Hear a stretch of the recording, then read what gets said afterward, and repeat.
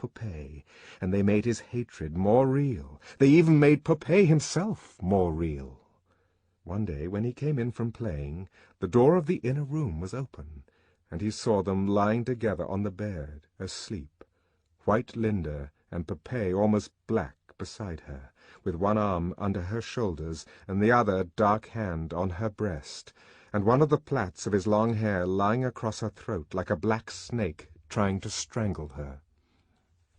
Popeye's gourd and a cup were standing on the floor near the bed.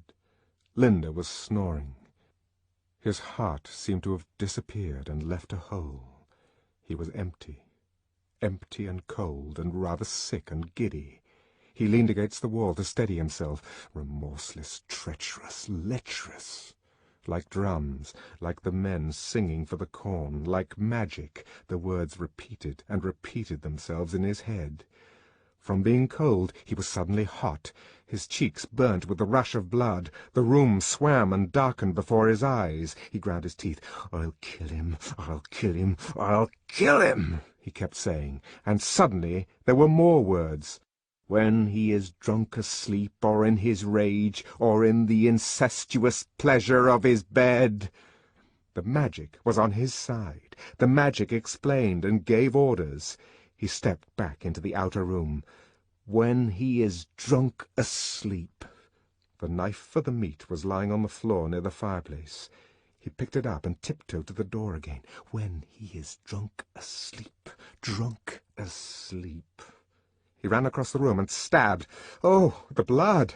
Stabbed again, as Popeye heaved out of his sleep, lifted his hand to stab once more, but found his wrist caught, held, and, twisted. He couldn't move. He was trapped, and there were Popeye's small black eyes very close, staring into his own. He looked away. There were 2 cuts on Popeye's left shoulder. "Oh, look at the blood!" Linda was crying. "Look at the blood!" She had never been able to bear the sight of blood. Popeye lifted his other hand to strike him, he thought.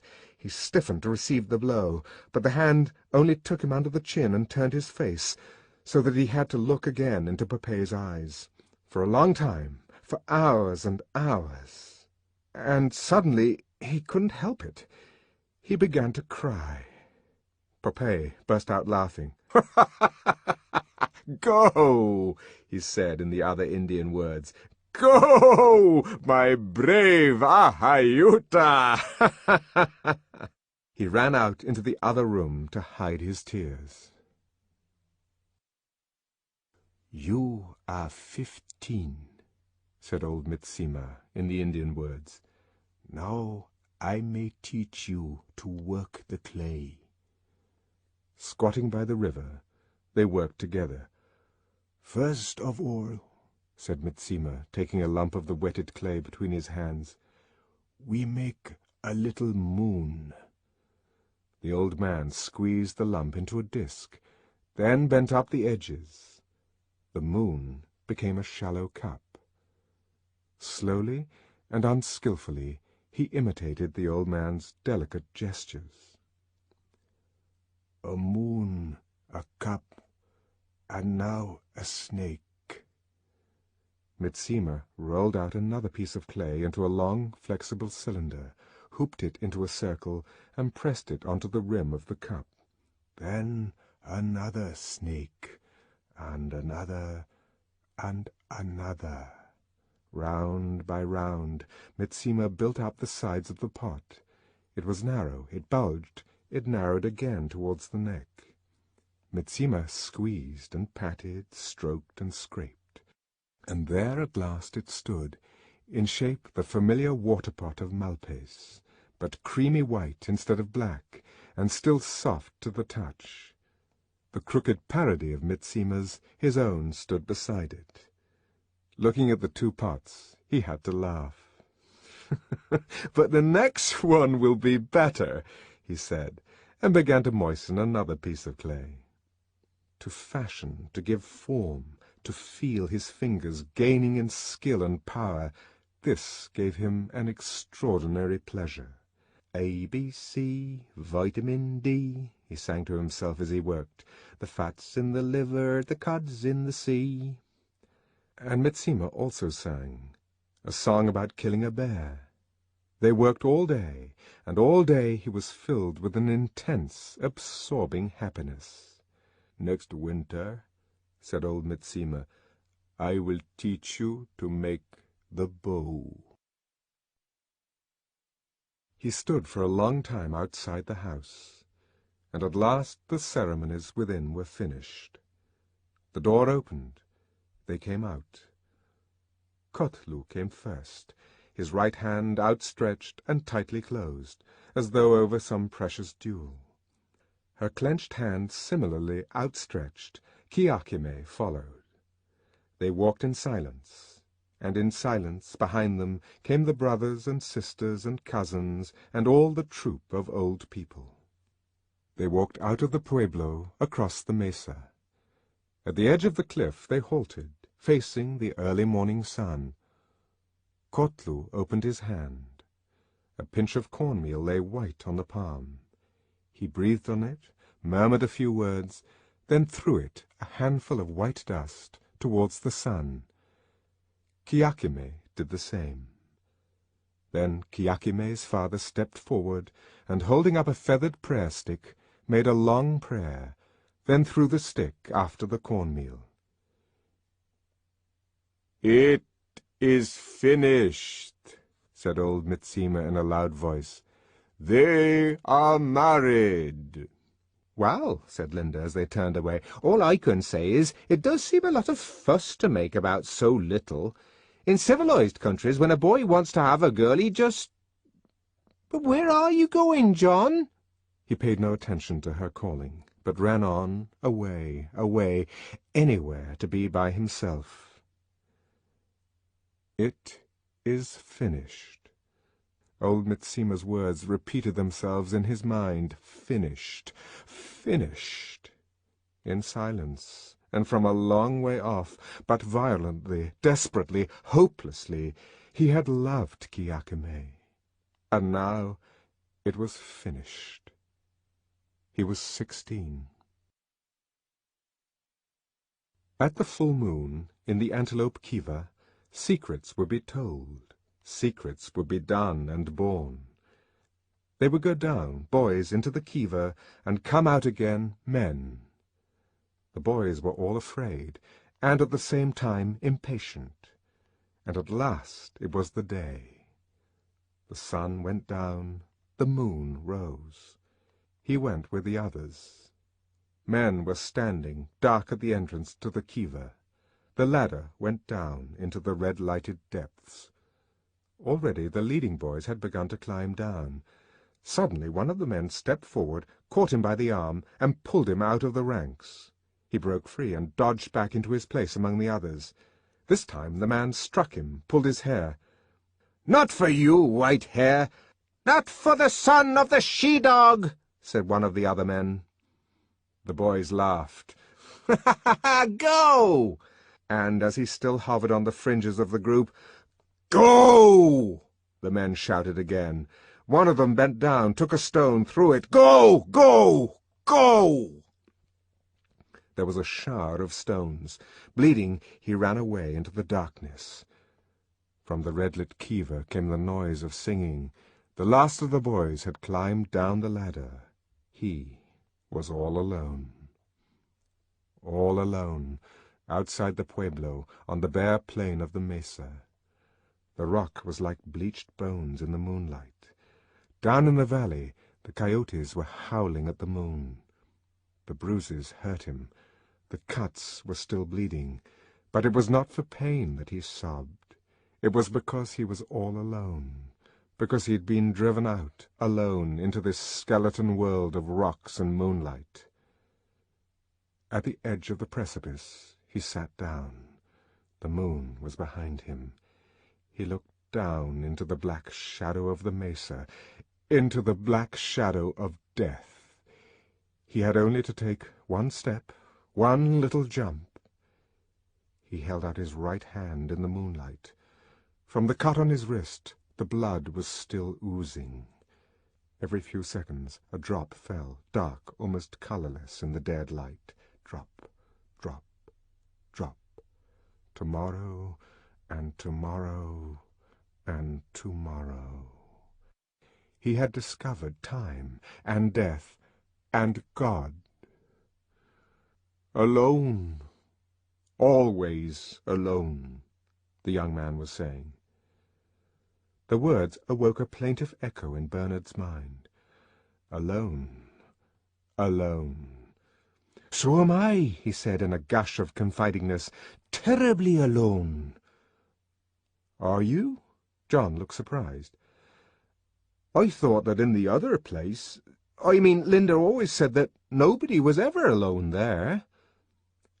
Bernard blushed uncomfortably. "You see," he said, mumbling and with averted eyes, "I'm rather different from most people, I suppose. If one happens to be decanted different—" "Yes, that's just it," the young man nodded. "If one's different, one's bound to be lonely. They're beastly to one. Do you know, they shut me out of absolutely everything. When the other boys were sent out to spend the night on the mountains, you know, when you have to dream which your sacred animal is, they wouldn't let me go with the others. They wouldn't tell me any of the secrets. I did it by myself, though," he added. "Didn't eat anything for 5 days, and then went out one night alone into those mountains there." He pointed. Patronizingly, Bernard smiled. "And did you dream of anything?" he asked. The other nodded. "But I mustn't tell you what." He was silent for a little. Then, in a low voice, "Once," he went on, "I did something that none of the others did. I stood against a rock in the middle of the day, in summer, with my arms out, like Jesus on the cross." "What on earth for?" "I wanted to know what it was like being crucified, hanging there in the sun. But why? Why? Well," he hesitated, "because I felt I ought to. If Jesus could stand it. And then if one has done something wrong— Besides, I was unhappy. That was another reason." "Seems a funny way of curing your unhappiness," said Bernard. But on second thoughts he decided that there was, after all, some sense in it. Better than taking soma. "I fainted after a time," said the young man. "Fell down on my face. Do you see the mark where I cut myself?" He lifted the thick yellow hair from his forehead. The scar showed pale and puckered on his right temple. Bernard looked, and then, quickly, with a little shudder, averted his eyes. His conditioning had made him not so much pitiful as profoundly squeamish. The mere suggestion of illness or wounds was to him not only horrifying, but even repulsive and rather disgusting, like dirt or deformity or old age. Hastily he changed the subject. "I wonder if you'd like to come back to London with us?" he asked, making the first move in a campaign whose strategy he had been secretly elaborating ever since, in the little house, he had realized who the father of this young savage must be. "Would you like that?" The young man's face lit up. "Do you really mean it?" "Of course, if I can get permission, that is." "Linda, too?" "Well, He hesitated doubtfully. That revolting creature? No, it was impossible.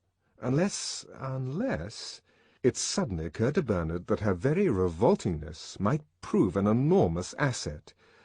"But of course!" he cried, making up for his first hesitations with an excess of noisy cordiality. The young man drew a deep breath. "To think it should be coming true, what I've dreamt of all my life. Do you remember what Miranda said?" "Who's Miranda?" But the young man had evidently not heard the question. "Oh, wonder!" he was saying. And his eyes shone, his face was brightly flushed. "How many goodly creatures are there here! How beauteous mankind is!" The flush suddenly deepened. He was thinking of Lenina, of an angel in bottle-green viscous, lustrous with youth and skin-food, plump, benevolently smiling. His voice faltered. "Oh, brave new world," he began, then suddenly interrupted himself. The blood had left his cheeks. He was as pale as paper. "Are you married to her?" he asked. "Am I what?" "Married. You know, forever. They say forever in the Indian words. It can't be broken. Oh, no. Bernard couldn't help laughing. John also laughed, but for another reason. Laughed for pure joy. "Oh, brave new world," he repeated. "Oh, brave new world that has such people in it. Let's start at once." "You have a most peculiar way of talking sometimes," said Bernard, staring at the young man in perplexed astonishment. "And anyhow, hadn't you better wait until you actually see the new world?" Chapter 9. Lenina felt herself entitled, after this day of queerness and horror, to a complete and absolute holiday.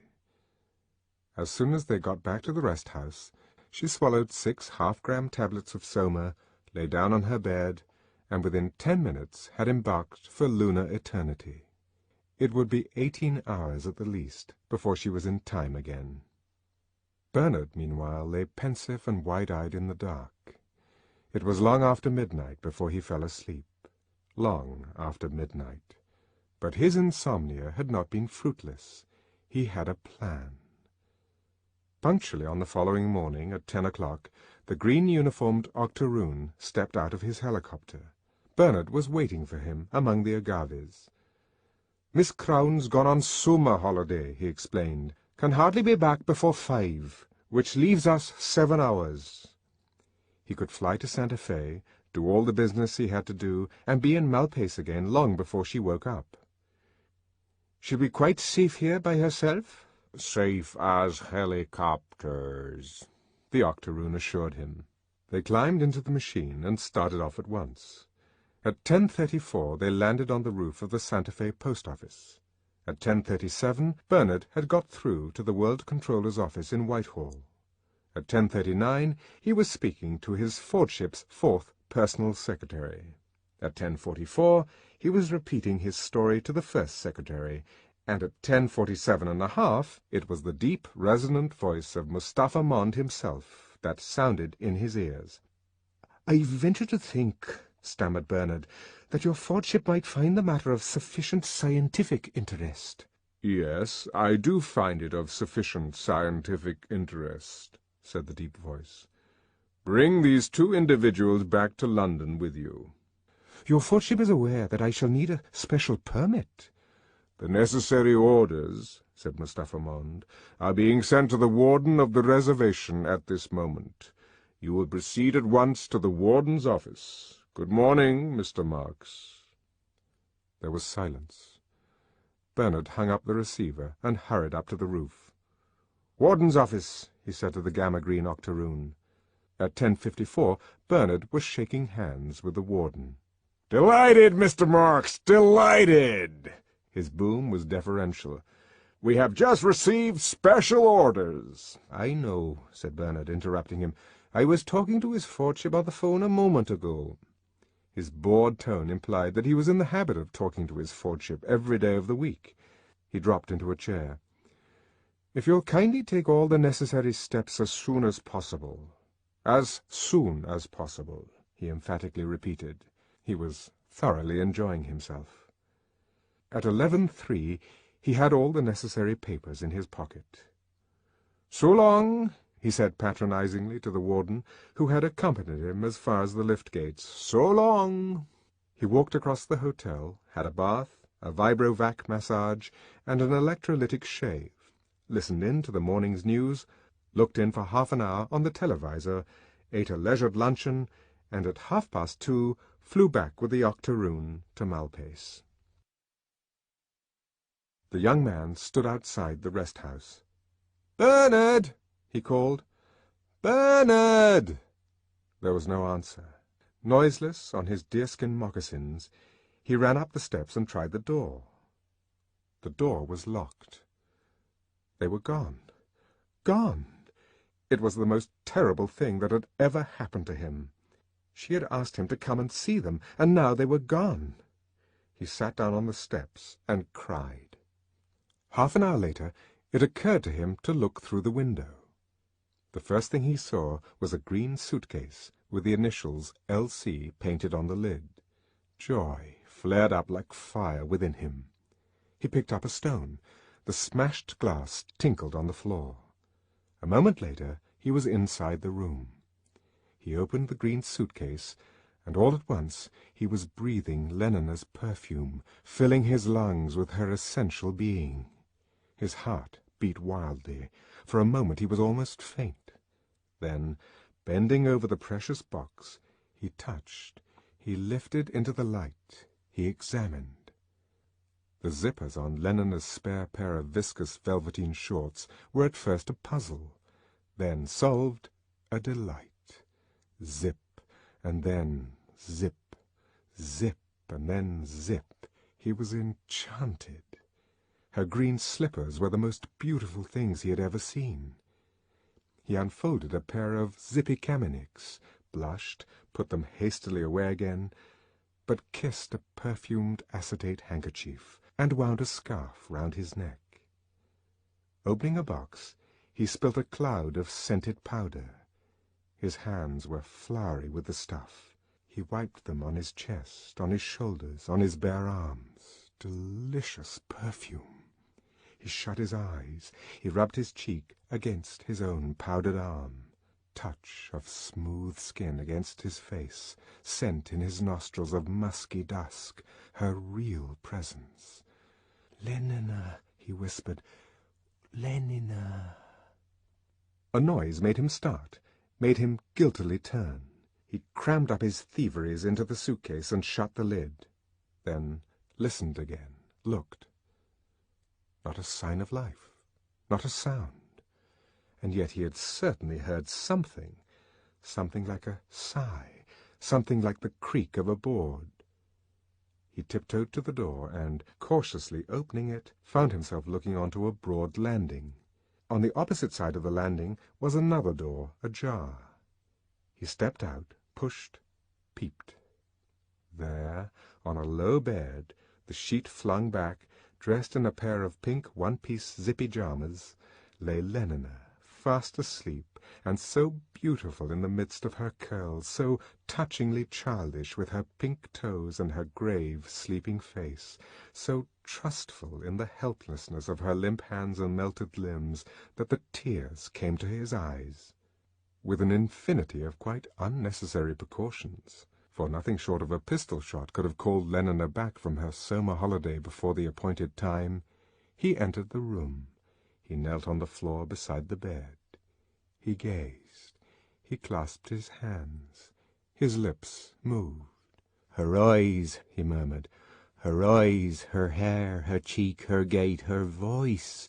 Handliest in thy discourse, oh, that her hand, in whose comparison all whites are ink, writing their own reproach, to whose soft seizure the signet's down is harsh."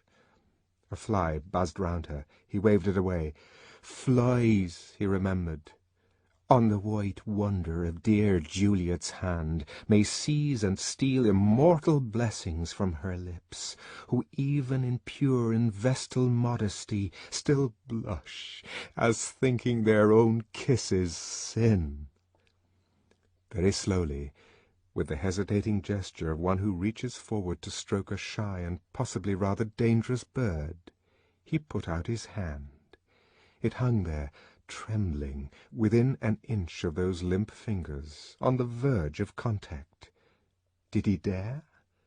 Dare to profane with his unworthiest hand that— No, he didn't. The bird was too dangerous. His hand dropped back. How beautiful she was! How beautiful! Then, suddenly, he found himself reflecting that he had only to take hold of the zipper at her neck and give one long, strong pull. He shut his eyes. He shook his head with the gesture of a dog shaking its ears as it emerges from the water. Detestable thought! He was ashamed of himself. Pure and vestal modesty. There was a humming in the air. Another fly trying to steal immortal blessings? A wasp? He looked, saw nothing. The humming grew louder and louder, localized itself as being outside the shuttered windows. The plane! In a panic he scrambled to his feet and ran into the other room, vaulted through the open window, and hurrying along the path between the tall agaves, was in time to receive Bernard Marks as he climbed out of the helicopter. Chapter 10. The hands of all the 4,000 electric clocks in all the Bloomsbury Centre's 4,000 rooms marked 27 minutes past 2. This hive of industry, as the director was fond of calling it, was in the full buzz of work. Everyone was busy, everything in ordered motion.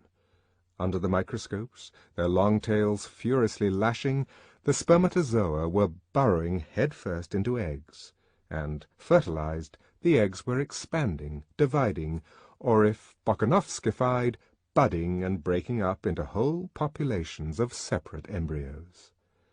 From the social predestination room, the escalators went rumbling down into the basement, and there, in the crimson darkness, stewingly warm on their cushion of peritoneum, and gorged with blood surrogate and hormones, the fetuses grew and grew, or, poisoned, languished into a stunted epsilonhood. With a faint hum and rattle, the moving racks crawled imperceptibly through the weeks and the recapitulated eons to where, in the decanting room, the newly unbottled babes uttered their first yell of horror and amazement. The dynamos purred in the sub-basement. The lifts rushed up and down.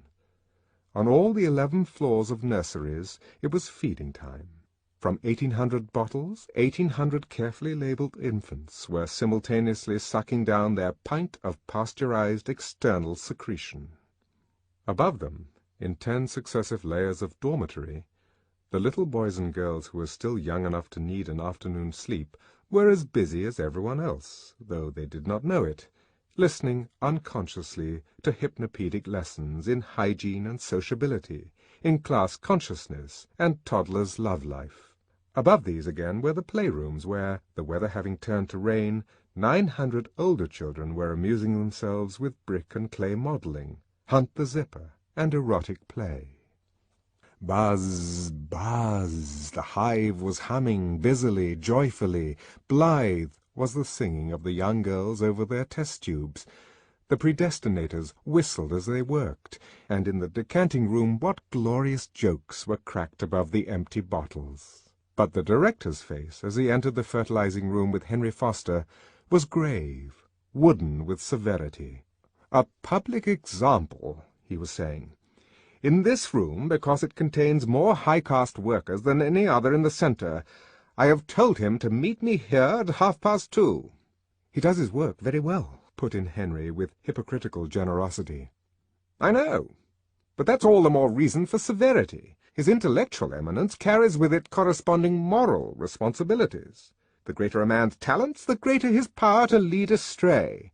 It is better that one should suffer than that many should be corrupted. Consider the matter dispassionately, Mr. Foster, and you will see that no offence is so heinous as unorthodoxy of behaviour. Murder kills only the individual, and after all, what is an individual?" With a sweeping gesture, he indicated the rows of microscopes, the test tubes, the incubators. "We can make a new one with the greatest ease, as many as we like. Unorthodoxy threatens more than the life of a mere individual. It strikes at society itself. Yes, at society itself," he repeated. "Ah, but here he comes." Bernard had entered the room, and was advancing between the rows of fertilizers towards them. A veneer of jaunty self-confidence thinly concealed his nervousness. The voice in which he said, "Good morning, Director," was absurdly too loud. That in which, correcting his mistake, he said, "You asked me to come and speak to you here," ridiculously soft, a squeak.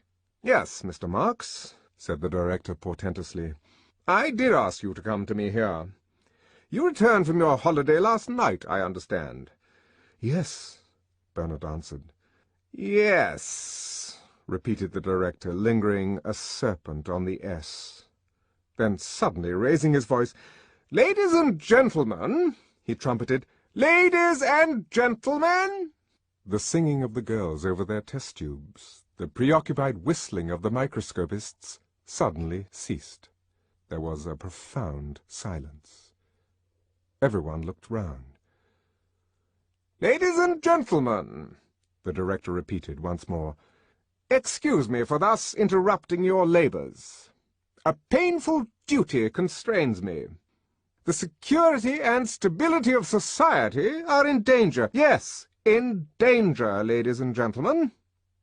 This man," he pointed accusingly at Bernard, "this man who stands before you here, this Alpha Plus to whom so much has been given, and from whom, in consequence, so much must be expected, this colleague of yours, or should I anticipate and say this ex-colleague, has grossly betrayed the trust imposed in him by his heretical views on sport and Soma, by the scandalous unorthodoxy of his sex life, by his refusal to obey the teachings of our Ford and behave out of office hours even as a little infant."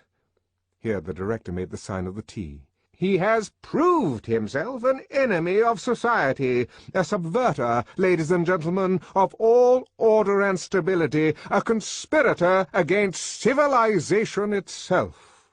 For this reason I propose to dismiss him with ignominy from the post he has held in this centre.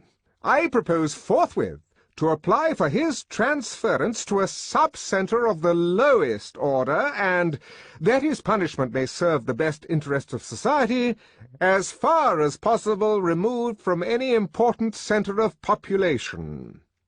In Iceland he will have small opportunity to lead others astray by his unfordly example."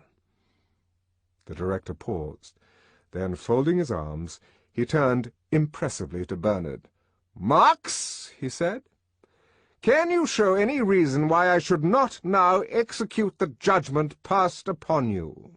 "Yes, I can," Bernard answered in a very loud voice, somewhat taken aback, but still majestically. "Then, show it," said the director. "Certainly, but it's in the passage. One moment." Bernard hurried to the door and threw it open. "Come in," he commanded, and the reason came in and showed itself. There was a gasp, a murmur of astonishment and horror. A young girl screamed. Standing on a chair to get a better view, someone upset 2 test tubes full of spermatozoa. Bloated, sagging, and among those firm youthful bodies, those undistorted faces, a strange and terrifying monster of middle-agedness, Linda advanced into the room, coquettishly smiling her broken and discoloured smile, and rolling, as she walked, with what was meant to be a voluptuous undulation, her enormous haunches. Bernard walked beside her. "There he is," he said, pointing at the director. "Do you think I didn't recognize him?" Linda asked indignantly. Then, turning to the director, "Of course I knew you, Tomakin. I should have known you anywhere among 1,000. But perhaps you've forgotten me. Don't you remember? Don't you remember, Tomakin? You're Linda." She stood looking at him, her head on one side, still smiling, but with a smile that became progressively, in face of the director's expression of petrified disgust, less and less self-confident, that wavered and finally went out. "Don't you remember, Tomakin?" she repeated in a voice that trembled. Her eyes were anxious, agonized. The blotched and sagging face twitched grotesquely into the grimace of extreme grief. "Tomakin!" She held out her arms. Someone began to titter. "What's the meaning," began the director, "of this monstrous—" "Tomakin!" She ran forward, her blanket trailing behind her, threw her arms round his neck, hid her face on his chest. A howl of laughter went up irrepressibly. "This monstrous practical joke!"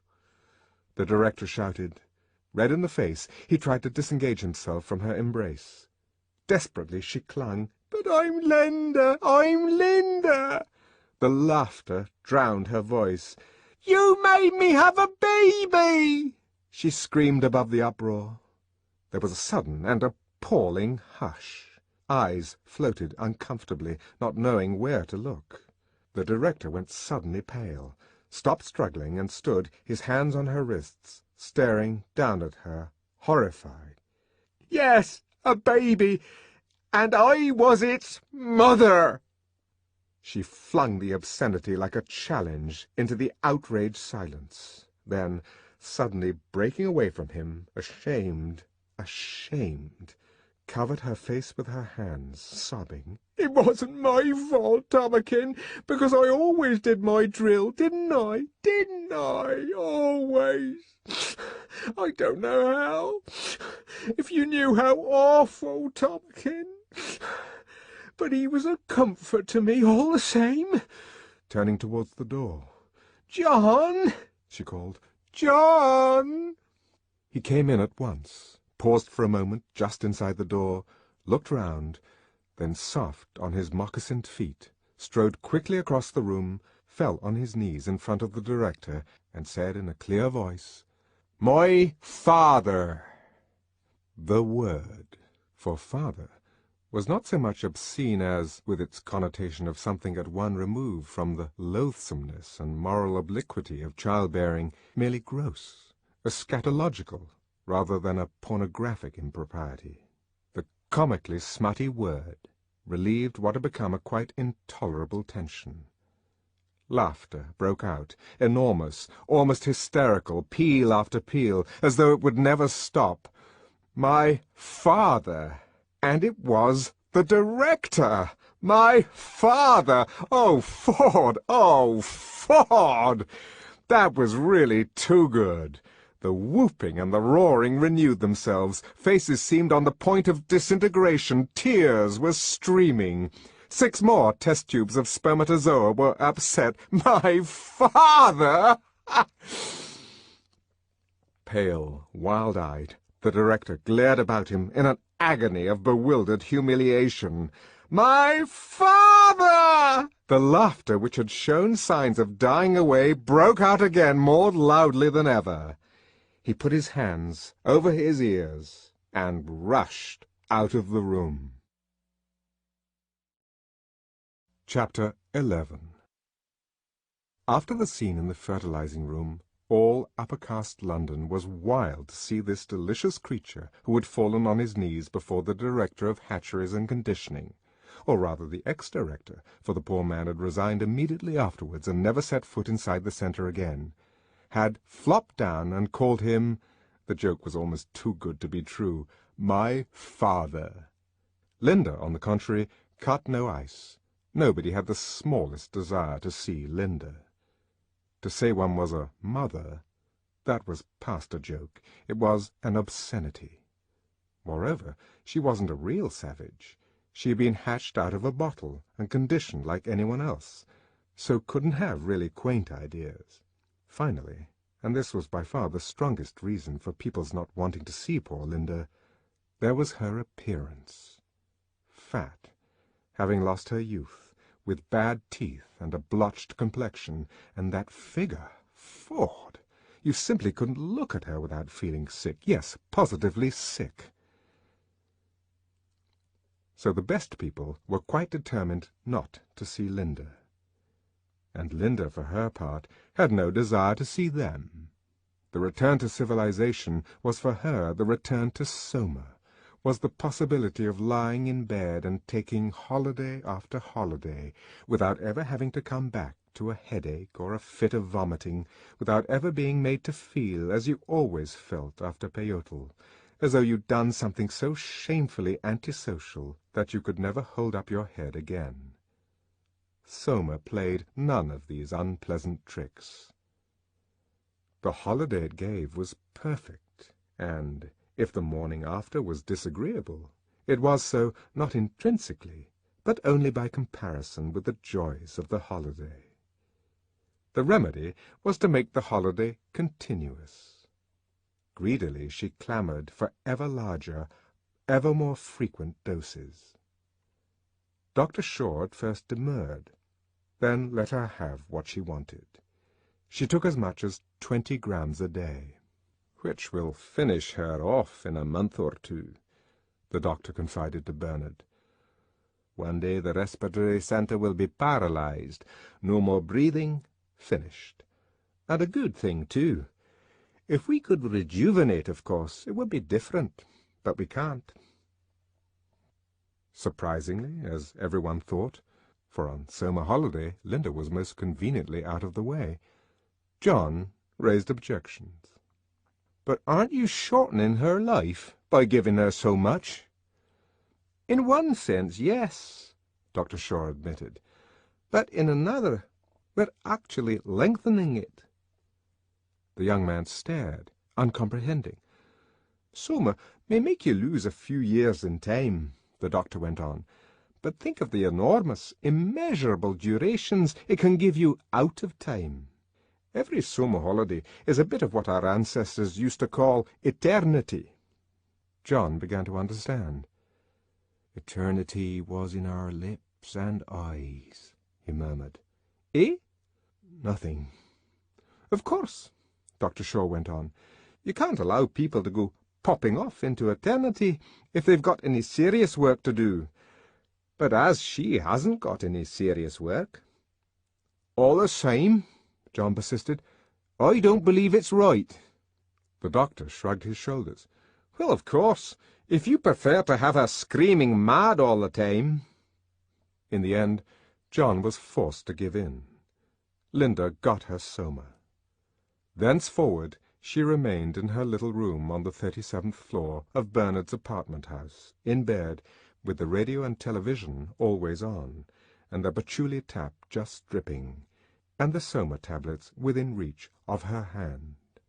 There she remained, and yet wasn't there at all, was all the time away, infinitely far away, on holiday in some other world, where the music of the radio was a labyrinth of sonorous colours, a sliding, palpitating labyrinth that led, by what beautifully inevitable windings, to a bright centre of absolute conviction, where the dancing images of the television box were the performers in some indescribably delicious, all-singing feelie, where the dripping patchouli was more than scent, was the sun, was a million saxophones, was Popeye making love, only much more so, incomparably more, and without end. "No, we can't rejuvenate, but I'm very glad," Dr. Shaw had concluded, "to have had this opportunity to see an example of senility in a human being. Thank you so much for calling me in." He shook Bernard warmly by the hand. It was John, then, that they were after, and as it was only through Bernard, his accredited guardian, that John could be seen, Bernard now found himself for the first time in his life treated not merely normally, but as a person of outstanding importance.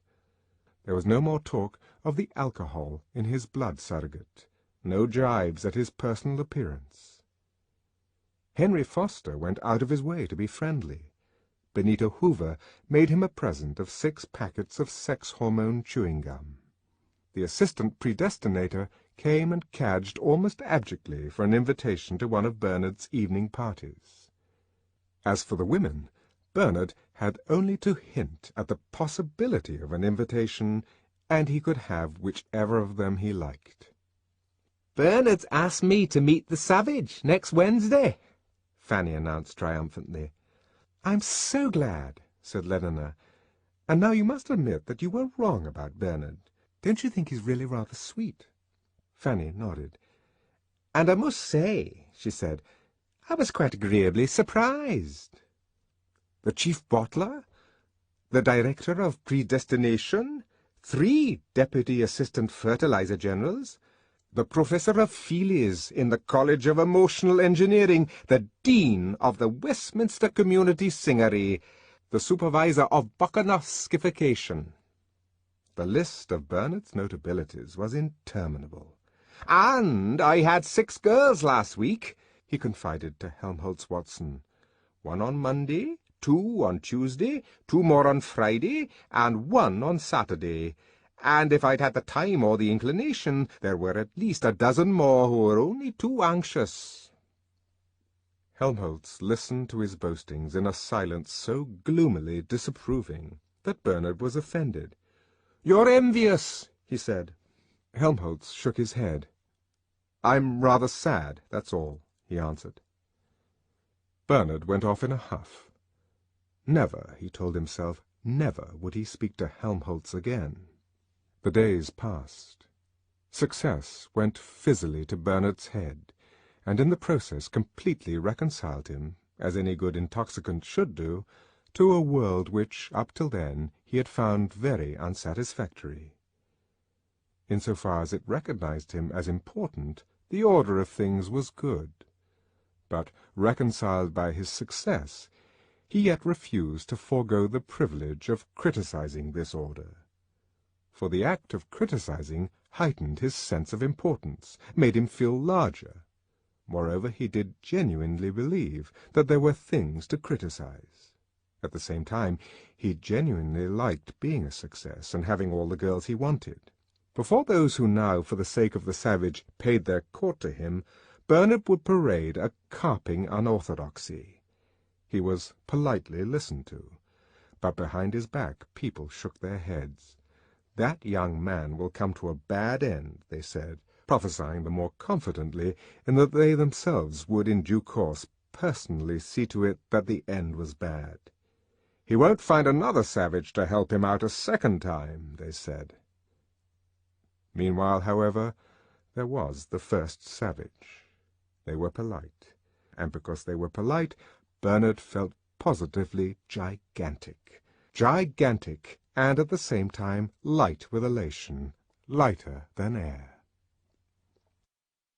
"Lighter than air," said Bernard, pointing upwards.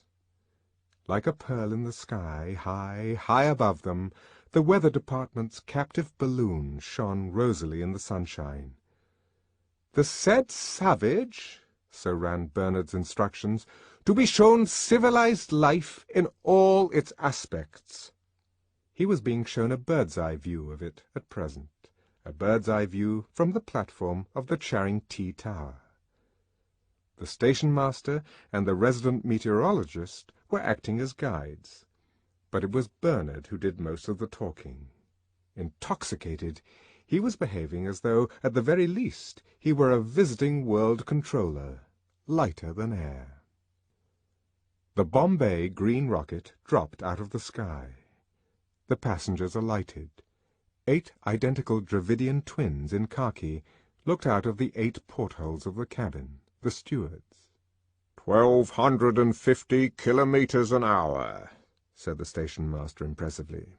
"What do you think of that, Mr. Savage?" John thought it was very nice. "Still," he said, "Ariel could put a girdle round the earth in 40 minutes. The Savage," wrote Bernard in his report to Mustapha Mond, "shows surprisingly little astonishment at or awe of civilized inventions. This is partly due, no doubt, to the fact that he has heard them talked about by the woman Linda, his M. Mustapha Mond frowned. "Does the fool think I am too squeamish to see the word written out at full length?"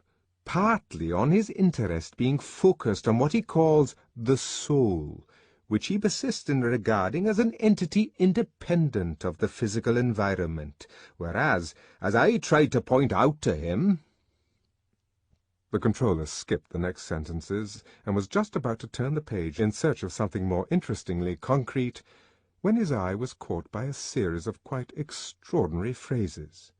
"Though I must admit," he read, "that I agree with the Savage in finding civilized infantility too easy or, as he puts it, not expensive enough, and I would like to take this opportunity of drawing your Fordship's attention to—" Mustapha Mond's anger gave place almost at once to mirth. The idea of this creature solemnly lecturing him, about the social order was really too grotesque. The man must have gone mad. "I ought to give him a lesson," he said to himself, then threw back his head and laughed aloud. For the moment, at any rate, the lesson would not be given.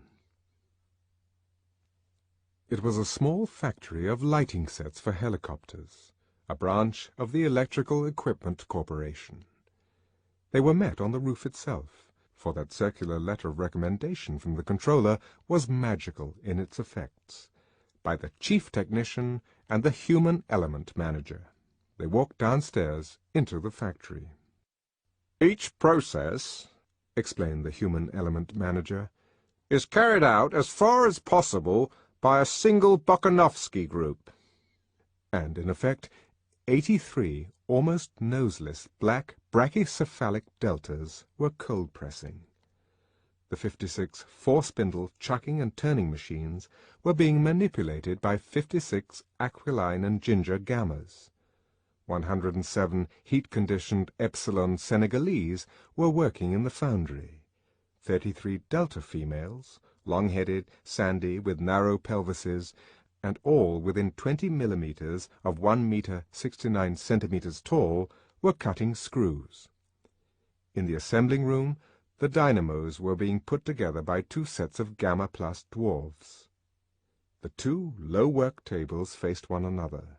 Between them crawled the conveyor with its load of separate parts. 47 blonde heads were confronted by 47 brown ones, 47 snubs by 47 hooks, 47 receding by 47 prognathous chins. The completed mechanisms were inspected by 18 identical curly auburn girls in gamma green, packed in crates by 34 short-legged left-handed male delta minuses, and loaded into the waiting trucks and lorries by 63 blue-eyed, flaxen, and freckled epsilon semi-morons. Oh, brave new world! By some malice of his memory, the savage found himself repeating Miranda's words. Oh, brave new world that has such people in it! "And I assure you," the human element manager concluded as they left the factory, "we hardly ever have any trouble with our workers. We always find—" But the savage had suddenly broken away from his companions, and was violently retching behind a clump of laurels, as though the solid earth had been a helicopter in an air pocket. "The savage," wrote Bernard, "refuses to take Soma, and seems much distressed because the woman Linda, his M-, remains permanently on holiday.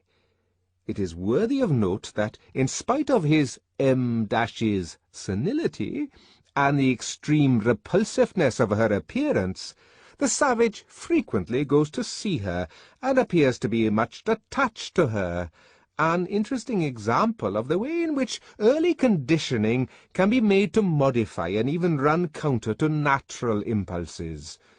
In this case, the impulse to recoil from an unpleasant object." At Eton, they alighted on the roof of the upper school.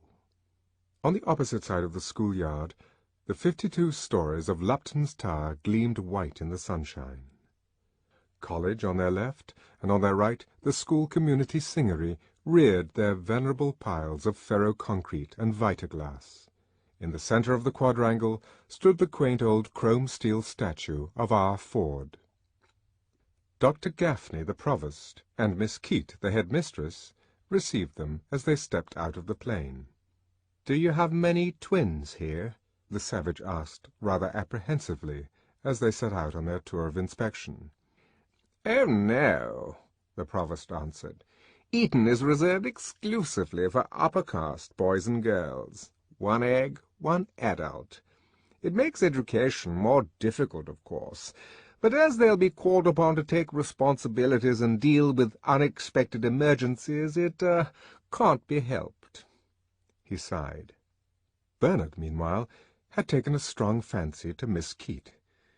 "If you're free any Monday, Wednesday, or Friday evening," he was saying, jerking his thumb towards the savage. "He's curious, you know," Bernard added. "Quaint." Miss Keats smiled, and her smile was really charming, he thought, said thank you, would be delighted to come to one of his parties. The provost opened a door. 5 minutes in that Alpha Double Plus classroom left John a trifle bewildered. "What is elementary relativity?" he whispered to Bernard. Bernard tried to explain, then thought better of it, and suggested that they should go to some other classroom. From behind a door in the corridor leading to the Beta Minus geography room, a ringing soprano voice called 1, 2, 3, 4, and then, with a weary impatience, "As you were." "Malthusian drill," explained the headmistress. "Most of our girls are Freemartins, of course. I'm a Freemartin myself." She smiled at Bernard. "But we have about 800 unsterilized ones who need constant drilling." In the Beta Minus geography room, John learnt that a savage reservation is a place which, owing to unfavorable climatic or geological conditions, or poverty of natural resources, had not been worth the expense of civilizing. A click. The room was darkened, and suddenly, on the screen above the master's head, there were the penitentes of Acoma prostrating themselves before Our Lady, and wailing, as John had heard them wail, confessing their sins before Jesus on the cross, before the eagle image of Pukong. The young Etonians fairly shouted with laughter. Still wailing, the penitentes rose to their feet, stripped off their upper garments, and with knotted whips began to beat themselves blow after blow.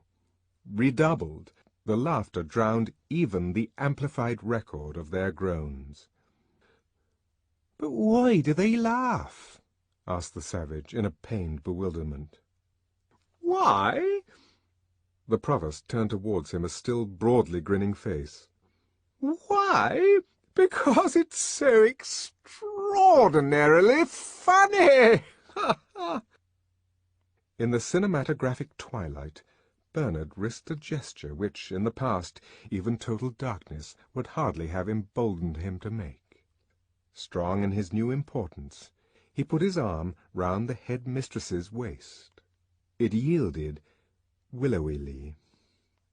He was just about to snatch a kiss or two, and perhaps a gentle pinch, when the shutters clicked open again. "Perhaps we had better go on," said Miss Keat, and moved towards the door. "And this," said the provost a moment later, "is the hypnopedic control room." Hundreds of synthetic music boxes, one for each dormitory, stood ranged in shelves round 3 sides of the room. Pigeon-holed on the 4th were the paper soundtrack rolls on which the various hypnopedic lessons were printed. "You slip the roll in here," explained Bernard, interrupting Dr. Gaffney. "Press down this switch—" "No, that one," corrected the provost, annoyed. "That one, then. The roll unwinds, the selenium cells transform the light impulses into sound waves, and there you are," Dr. Gaffney concluded. "Do they read Shakespeare?" asked the savage, as they walked on their way to the biochemical laboratories past the school library. "Certainly not," said the headmistress, blushing. "Our library," said Dr. Gaffney, "contains only books of reference. If our young people need distraction, they can get it at the Feelies. We don't encourage them to indulge in any solitary amusements." 5 busloads of boys and girls, singing or in a silent embracement, rolled past them over the vitrified highway. "Just returned," explained Dr. Gaffney, while Bernard, whispering, made an appointment with the headmistress for that very evening. "From the Slough Crematorium. Death conditioning begins at 18 months. Every tot spends 2 mornings a week in a hospital for the dying. All the best toys are kept there, and they get chocolate cream on death days. They learn to take dying as a matter of course." "Like any other physiological process," put in the headmistress professionally. 8 o'clock at the Savoy. It was all arranged. On their way back to London, They stopped at the Television Corporation's factory at Brentford. "Do you mind waiting here a moment while I go and telephone?" asked Bernard. The savage waited and watched. The main day shift was just going off duty.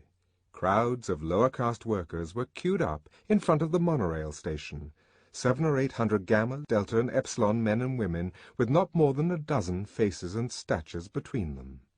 To each of them, with his or her ticket, the booking clerk pushed over a little cardboard pillbox. The long caterpillar of men and women moved slowly forward.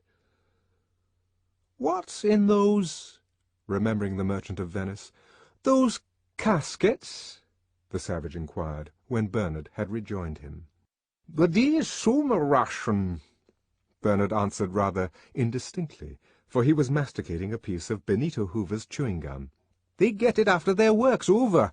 4 half-gram tablets, 6 on Saturdays." He took John's arm affectionately, and they walked back towards the helicopter. Lenina came singing into the changing-room. "You seem very pleased with yourself," said Fanny. "I am pleased," she answered. Zip. "Bernard rang up half an hour ago." Zip, zip. She stepped out of her shorts. "He has an unexpected engagement." Zip. "Asked me if I'd take the savage to the Feelers this evening. I must fly." She hurried away towards the bathroom. "She's a lucky girl," Fanny said to herself as she watched Lenina go. There was no envy in the comment. Good-natured Fanny was merely stating a fact. Lenina was lucky. Lucky in having shared with Bernard a generous portion of the savage's immense celebrity. Lucky in reflecting from her insignificant person the moment's supremely fashionable glory. Had not the secretary of the Young Women's Fordian Association asked her to give her a lecture about her experiences? Had she not been invited to the annual dinner of the Aphroditeum Club? Had she not already appeared in the Feelytone News, visibly, audibly, and tactually appeared to countless millions all over the planet? Hardly less flattering had been the attentions paid her by conspicuous individuals. The resident World Controller's second secretary had asked her to dinner and breakfast. She had spent one weekend with the Ford Chief Justice, and another with the arch-community songster of Canterbury. The president of the Internal and External Secretions Corporation was perpetually on the phone, and she had been to Deauville with the deputy governor of the Bank of Europe. It was wonderful, of course, and yet in a way, she had confessed to Fanny, I feel as though I were getting something on false pretenses. But, of course, the first thing they all want to know is what it's like to make love to a savage, and I have to say I don't know. She shook her head. Most of the men don't believe me, of course. But it's true. I wish it weren't, she added sadly and sighed. He's terribly good-looking, don't you think so? But doesn't he like you? Asked Fanny. Sometimes I think he does, and sometimes I think he doesn't. He always does his best to avoid me, goes out of the room when I come in, won't touch me, won't even look at me. But sometimes if I turn round suddenly, I catch him staring. And then, well, you know how men look when they like you. Yes, Fanny knew. I can't make it out, said Lenina. She couldn't make it out, and not only was bewildered, but also rather upset. Because, you see, Fanny, I like him. Liked him more and more. Well, now there'd be a real chance, she thought, as she scented herself after the bath. Dab, dab, dab, a real chance. Her high spirits overflowed in song. Hug me till you drug me, honey, kiss me till I'm in a coma, hug me, honey, struggly bunny, love's as good as Soma. The scent organ was playing a delightfully refreshing herbal capriccio, rippling arpeggios of thyme and lavender, of rosemary, basil, myrtle, tarragon, a series of daring modulations through the spice keys into ambergris, and a slow return through sandalwood, camphor, cedar, and new-mown hay, with occasional subtle touches of discord, a whiff of kidney pudding, the faintest suspicion of pig's dung, back to the simple aromatics with which the piece began. The final blast of time died away. There was a round of applause. The lights went up. In the synthetic music machine, the soundtrack roll began to unwind. It was a trio for hyperviolin, supercello, and oboe surrogate that now filled the air with its agreeable languor.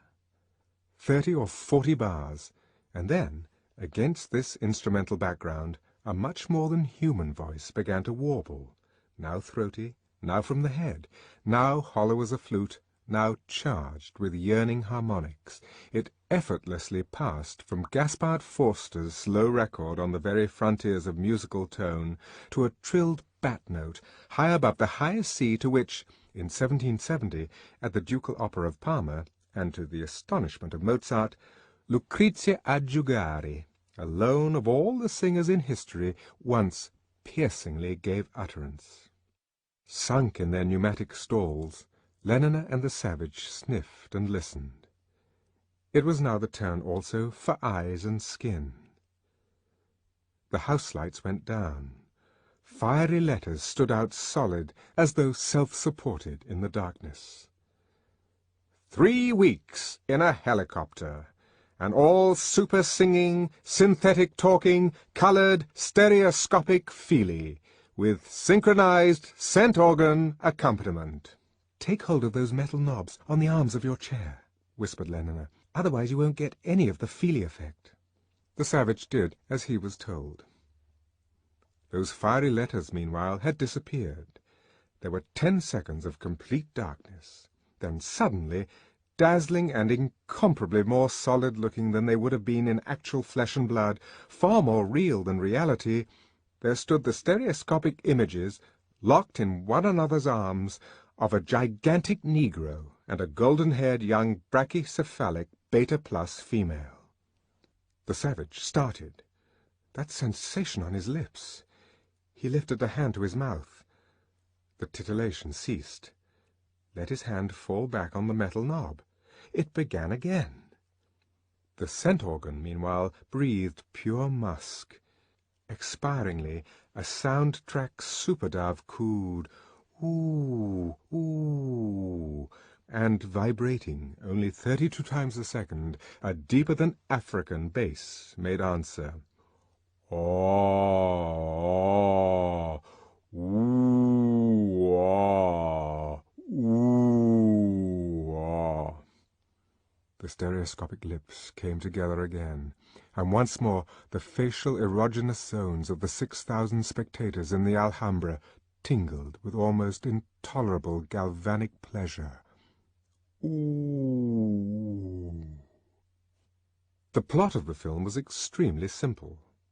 A few minutes after the first oohs and ahs, a duet having been sung, and a little love made on that famous bearskin, every hair of which, the assistant predestinator was perfectly right, could be separately and distinctly felt, the Negro had a helicopter accident, fell on his head. Thump! What a twinge through the forehead! A chorus of "Ows" and "Ayes" went up from the audience.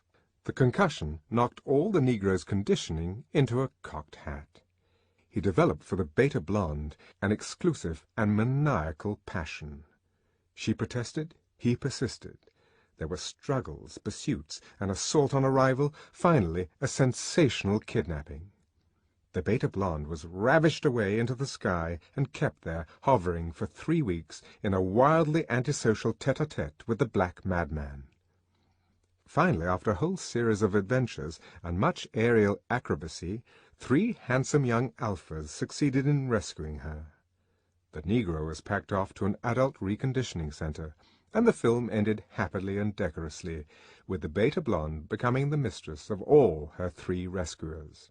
They interrupted themselves for a moment to sing a synthetic quartet, with full super-orchestral accompaniment and gardenias on the scent-organ. Then the bearskin made a final appearance, and amid a blare of saxophones, the last stereoscopic kiss faded into darkness. The last electric titillation died on the lips like a dying moth that quivers, quivers, ever more feebly, ever more faintly, and at last is quite, quite still. But for Lenina, the moth did not completely die. Even after the lights had gone up, while they were shuffling slowly along with the crowd towards the lifts, Its ghost still fluttered against her lips, still traced fine shuddering roads of anxiety and pleasure across her skin. Her cheeks were flushed, her eyes dewily bright, her breath came deeply. She caught hold of the savage's arm and pressed it, limp, against her side. He looked down at her for a moment, pale, pained, desiring, and ashamed of his desire. He was not worthy, not— Their eyes for a moment met. What treasures hers promised! A queen's ransom of temperament. Hastily he looked away, disengaged his imprisoned arm. He was obscurely terrified, lest she should cease to be something he could feel himself unworthy of. "I don't think you ought to see things like that," he said, making haste to transfer from Lenina herself to the surrounding circumstances the blame for any past or possible future lapse from perfection. "Things like what, John?" "Like this horrible film." "Horrible?" Lenina was genuinely astonished. "But I thought it was lovely." "It was base," he said indignantly. "It was ignoble." She shook her head. "I don't know what you mean." Why was he so queer? Why did he go out of his way to spoil things? In the taxicopter he hardly even looked at her. Bound by strong vows that had never been pronounced, obedient to laws that had long since ceased to run, he sat averted and in silence. Sometimes, as though a finger had plucked at some taut, almost breaking string, his whole body would shake with a sudden nervous start. The taxicopter landed on the roof of Lenina's apartment house. "At last," she thought exultantly as she stepped out of the cab. At last, even though he had been so queer just now. Standing under a lamp, she peered into her hand mirror. At last. Yes, her nose was a bit shiny. She shook the loose powder from her puff. While he was paying off the taxi, there would be just time. She rubbed at the shininess, thinking, he's terribly good-looking. No need for him to be shy like Bernard, and yet any other man would have done it long ago. Well, now at last. That fragment of a face in the little round mirror suddenly smiled at her. "Good night," said a strangled voice behind her. Lenina wheeled round. He was standing in the doorway of the cab, his eyes fixed, staring. Had evidently been staring all this time while she was powdering her nose, waiting. But what for? Or hesitating, trying to make up his mind, and all the time thinking. She could not imagine what extraordinary thoughts. "Good night, Lenina," he repeated, and made a strange, grimacing attempt to smile. "But, John, I thought you were— aren't you?" He shut the door and bent forward to say something to the driver. The cab shot up into the air.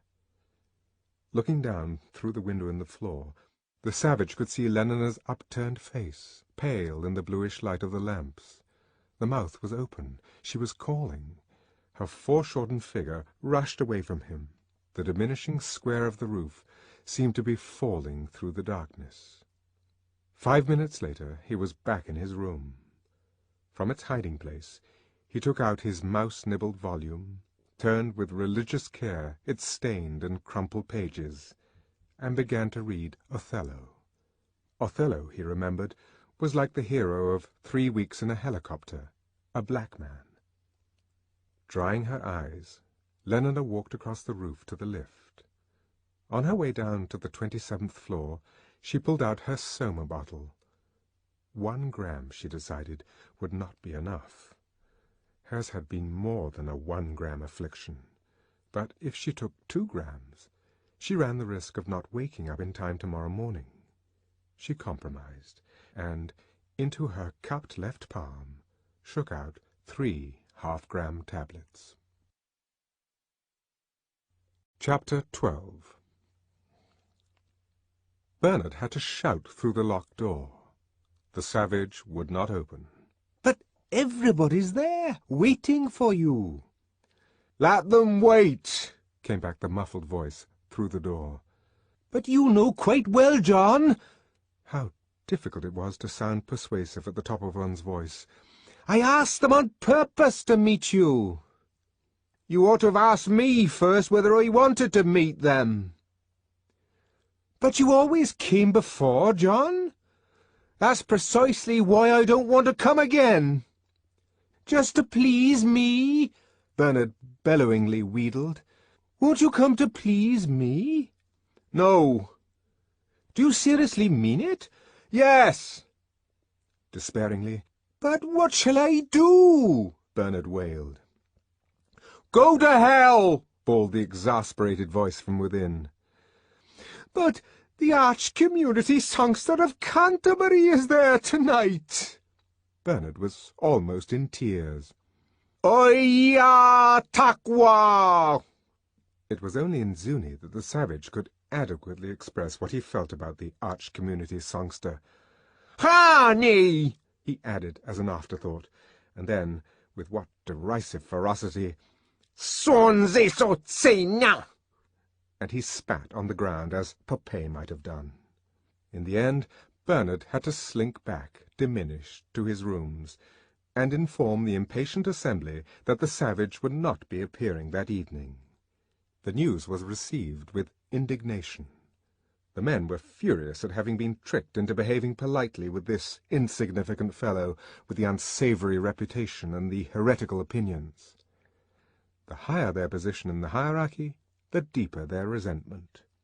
"To play such a joke on me," the arch-songster kept repeating, "on me." As for the women, they indignantly felt that they had been had on false pretences, had by a wretched little man who had had alcohol poured into his bottle by mistake, by a creature with a gamma-minus physique. It was an outrage, and they said so more and more loudly. The headmistress of Eton was particularly scathing. Lenina alone said nothing. Pale, her blue eyes clouded with an unwonted melancholy, she sat in a corner, cut off from those who surrounded her by an emotion which they did not share. She had come to the party filled with a strange feeling of anxious exultation.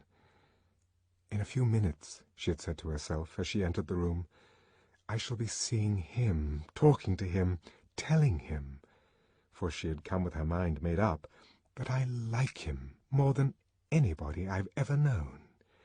And then perhaps he'll say—" What would he say? The blood had rushed to her cheeks.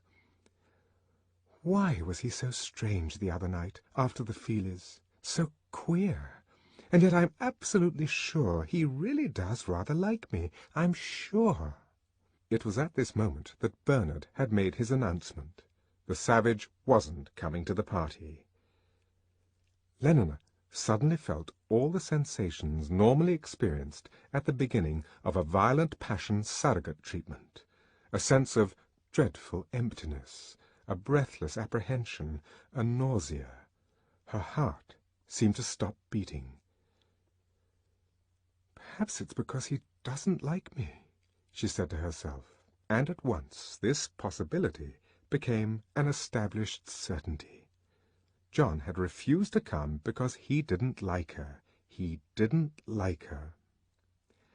"It really is a bit too thick," the headmistress of Eton was saying to the director of crematoria and phosphorus reclamation, "when I think that I actually—" "Yes," came the voice of Fanny Crown.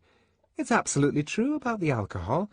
Someone I know knew someone who was working at the embryo store at the time. She said to my friend, and my friend said to me—" "Too bad," said Henry Foster, sympathizing with the Arch-Community Songster. "It may interest you to know that our ex-director was on the point of transferring him to Iceland." Pierced by every word that was spoken, the tight balloon of Bernard's happy self-confidence was leaking from 1,000 wounds.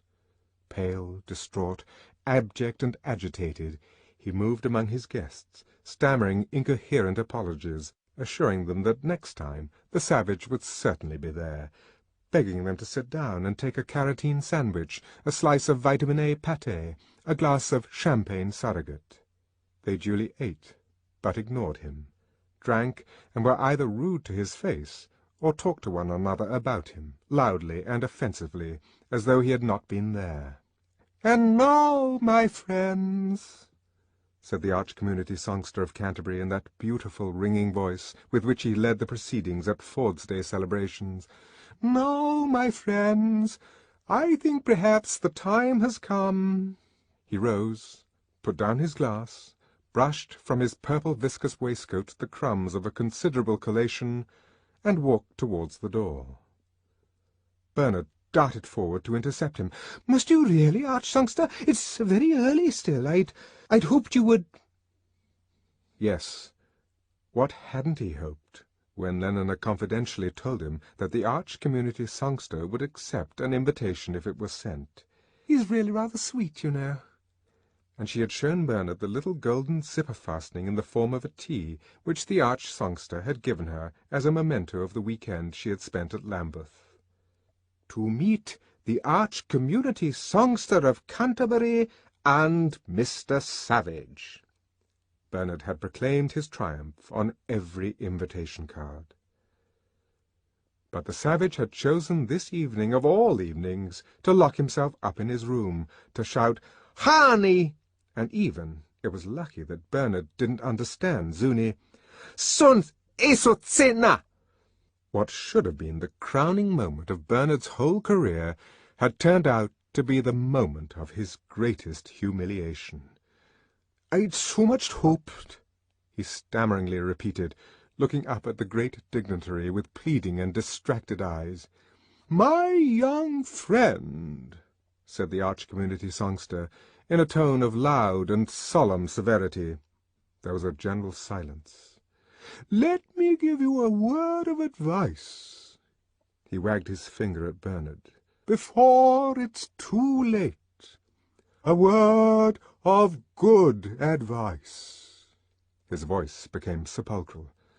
"Mend your ways, my young friend, mend your ways." He made the sign of the T over him and turned away. "Lenina, my dear," he called in another tone, "come with me." Obediently, but unsmiling and wholly insensible of the honour done to her, without elation, Lenina walked after him out of the room. The other guests followed at a respectful interval. The last of them slammed the door. Bernard was all alone. Punctured, utterly deflated, he dropped into a chair and, covering his face with his hands, began to weep. A few minutes later, however, he thought better of it, and took 4 tablets of soma. Upstairs in his room, the Savage was reading Romeo and Juliet. Lenina and the arch-community songster stepped out onto the roof of Lambeth Palace. "Hurry up, my young friend. I mean Lenina," called the arch-songster impatiently from the lift gates. Lenina, who had lingered for a moment to look at the moon, dropped her eyes and came hurrying across the roof to rejoin him. A New Theory of Biology was the title of the paper which Mustapha Mond had just finished reading. He sat for some time, meditatively frowning, then picked up his pen and wrote across the title page, "The author's mathematical treatment of the conception of purpose is novel and highly ingenious, but heretical, and, so far as the present social order is concerned, dangerous and potentially subversive. Not to be published." He underlined the words. "The author will be kept under supervision. His transference to the Marine Biological Station of St. Helena may become necessary." A pity, he thought, as he signed his name. It was a masterly piece of work. But once you begin admitting explanations in terms of purpose, well, you didn't know what the result might be. It was the sort of idea that might easily decondition the more unsettled minds among the higher castes, make them lose their faith in happiness as the sovereign good, and take to believing instead that the goal was somewhere beyond, somewhere outside the present human sphere, that the purpose of life was not the maintenance of well-being, but some intensification and refining of consciousness, some enlargement of knowledge. Which was, the controller reflected, quite possibly true, but not, in the present circumstances, admissible. He picked up his pen again, and under the words, "not to be published," drew a second line, thicker and blacker than the first, then sighed. Oh, what fun it would be, he thought, if one didn't have to think about happiness. With closed eyes, his face shining with rapture, John was softly declaiming to vacancy, "Oh, she doth teach the torches to burn bright. It seems she hangs upon the cheek of night, like a rich jewel in an Ethiop's ear. Beauty too rich for use, for earth too dear." The golden tea lay shining on Leonina's bosom. Sportively, the arch-community songster caught hold of it. Sportively he pulled. "I think," said Lenina suddenly, breaking a long silence, "I'd better take a couple of grams of Soma." Bernard, by this time, was fast asleep, and smiling at the private paradise of his dreams. Smiling. But inexorably, every 30 seconds, the minute hand of the electric clock above his bed jumped forward with an almost imperceptible click, click, click, click, click. And it was morning. Bernard was back among the miseries of space and time. It was in the lowest spirits that he taxied across to his work at the conditioning centre. The intoxication of success had evaporated. He was soberly his old self, and by contrast with the temporary balloon of these last weeks, the old self seemed unprecedentedly heavier than the surrounding atmosphere. To this deflated Bernard, the savage showed himself unexpectedly sympathetic. "You're more like what you were at Malpace," he said when Bernard had told him his plaintive story. "Do you remember when we first talked together, outside the little house? You're like what you were then." "Because I'm unhappy again, that's why." "Well, I'd rather be unhappy than have the sort of false, lying happiness you were having here." "I like that," said Bernard bitterly, "when it's you who are the cause of it all, refusing to come to my party and so turning them all against me." He knew that what he was saying was absurd in its injustice. He admitted inwardly, and at last even aloud, the truth of all that the savage now said about the worthlessness of friends who could be turned, upon so slight a provocation, into persecuting enemies. But in spite of this knowledge and these admissions, in spite of the fact that his friend's support and sympathy were now his only comfort, Bernard continued perversely to nourish, along with his quite genuine affection, a secret grievance against the savage, to meditate a campaign of small revenges to be wreaked upon him. Nourishing a grievance against the arch-community songster was useless. There was no possibility of being revenged on the chief bottler or the assistant predestinator. As a victim, the savage possessed, for Bernard, this enormous superiority over the others, that he was accessible. One of the principal functions of a friend is to suffer, in a milder and symbolic form, the punishment that we should like, but are unable, to inflict upon our enemies. Bernard's other victim friend was Helmholtz. When, discomfited, he came and asked once more for the friendship which, in his prosperity, he had not thought it worth his while to preserve, Helmholtz gave it, and gave it without a reproach, without a comment, as though he had forgotten that there had ever been a quarrel. Touched, Bernard felt himself at the same time humiliated by this magnanimity, a magnanimity the more extraordinary and therefore the more humiliating in that it owed nothing to Soma and everything to Helmholtz's character. It was the Helmholtz of daily life who forgot and forgave, not the Helmholtz of a half-gram holiday. Bernard was duly grateful. It was an enormous comfort to have his friend again, and also duly resentful. It would be a pleasure to take some revenge on Helmholtz for his generosity. At their first meeting after the estrangement, Bernard poured out the tale of his miseries and accepted consolation. It was not until some days later that he learned, to his surprise, and with a twinge of shame, that he was not the only one who had been in trouble. Helmholtz had also come into conflict with authority. "It was over some rhymes," he explained. "I was giving my usual course of Advanced Emotional Engineering for third-year students. 12 lectures, of which the 7th is about rhymes. On the use of rhymes in moral propaganda and advertisement, to be precise. I always illustrate my lecture with a lot of technical examples. This time I thought I'd give them one I'd just written myself.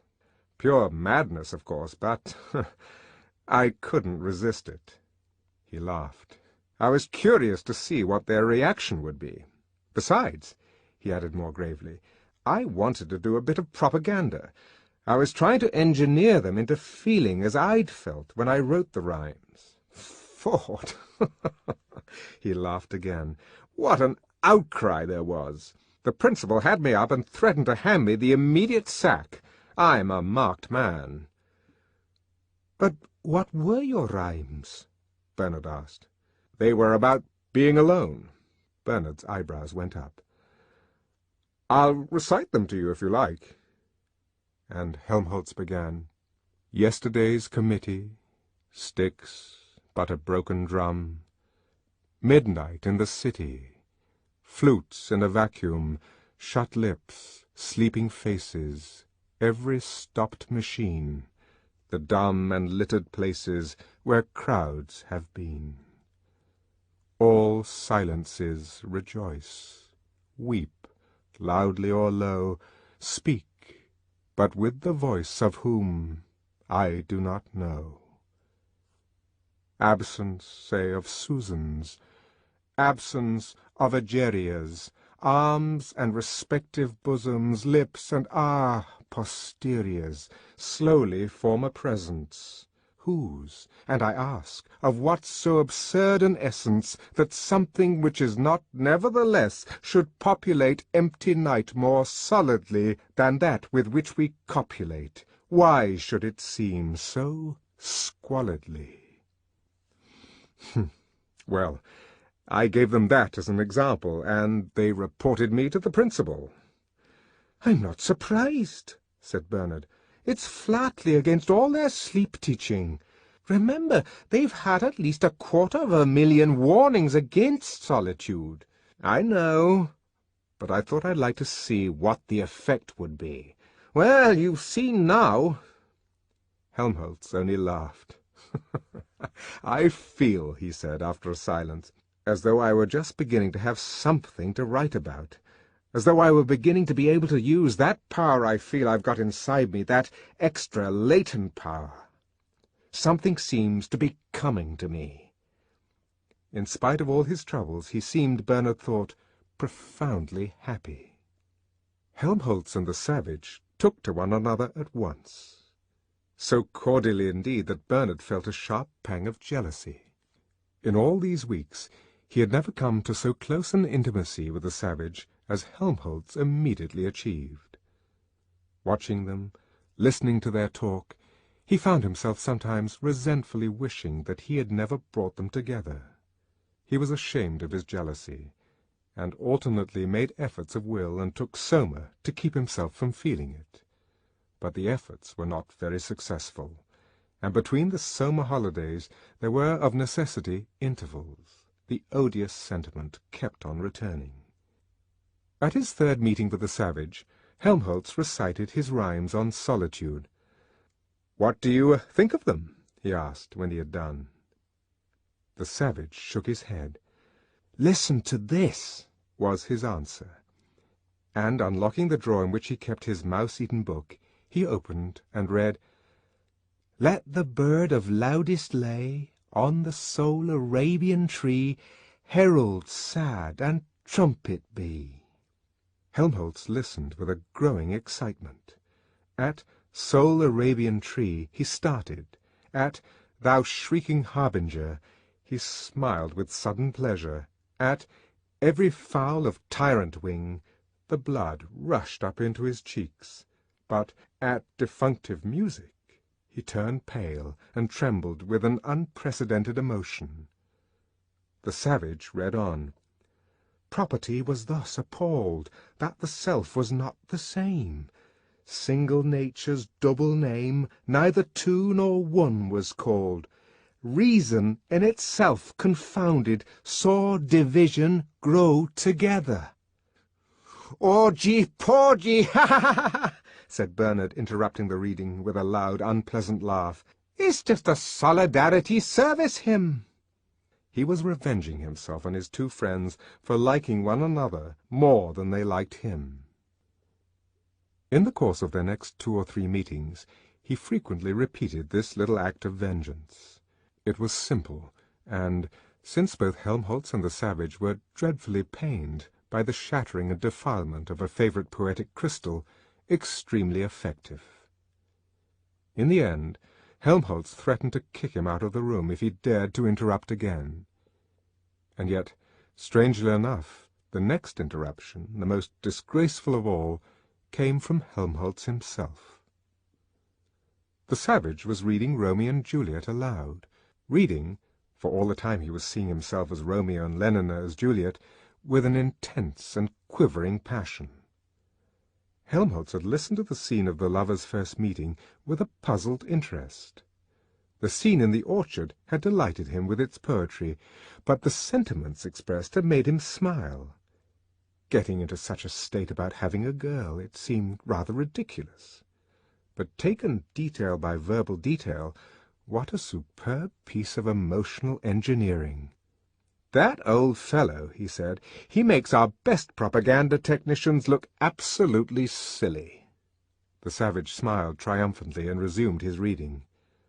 All went tolerably well until, in the last scene of the 3rd act, Capulet and Lady Capulet began to bully Juliet to marry Paris. Helmholtz had been restless throughout the entire scene, but when, pathetically mimed by the savage, Juliet cried out, "Is there no pity sitting in the clouds that sees into the bottom of my grief? O sweet my mother, cast me not away. Delay this marriage for a month, a week, or if you do not, make the bridal bed in that dim monument where Tybalt lies." When Juliet said this, Helmholtz broke out in an explosion of uncontrollable guffawing.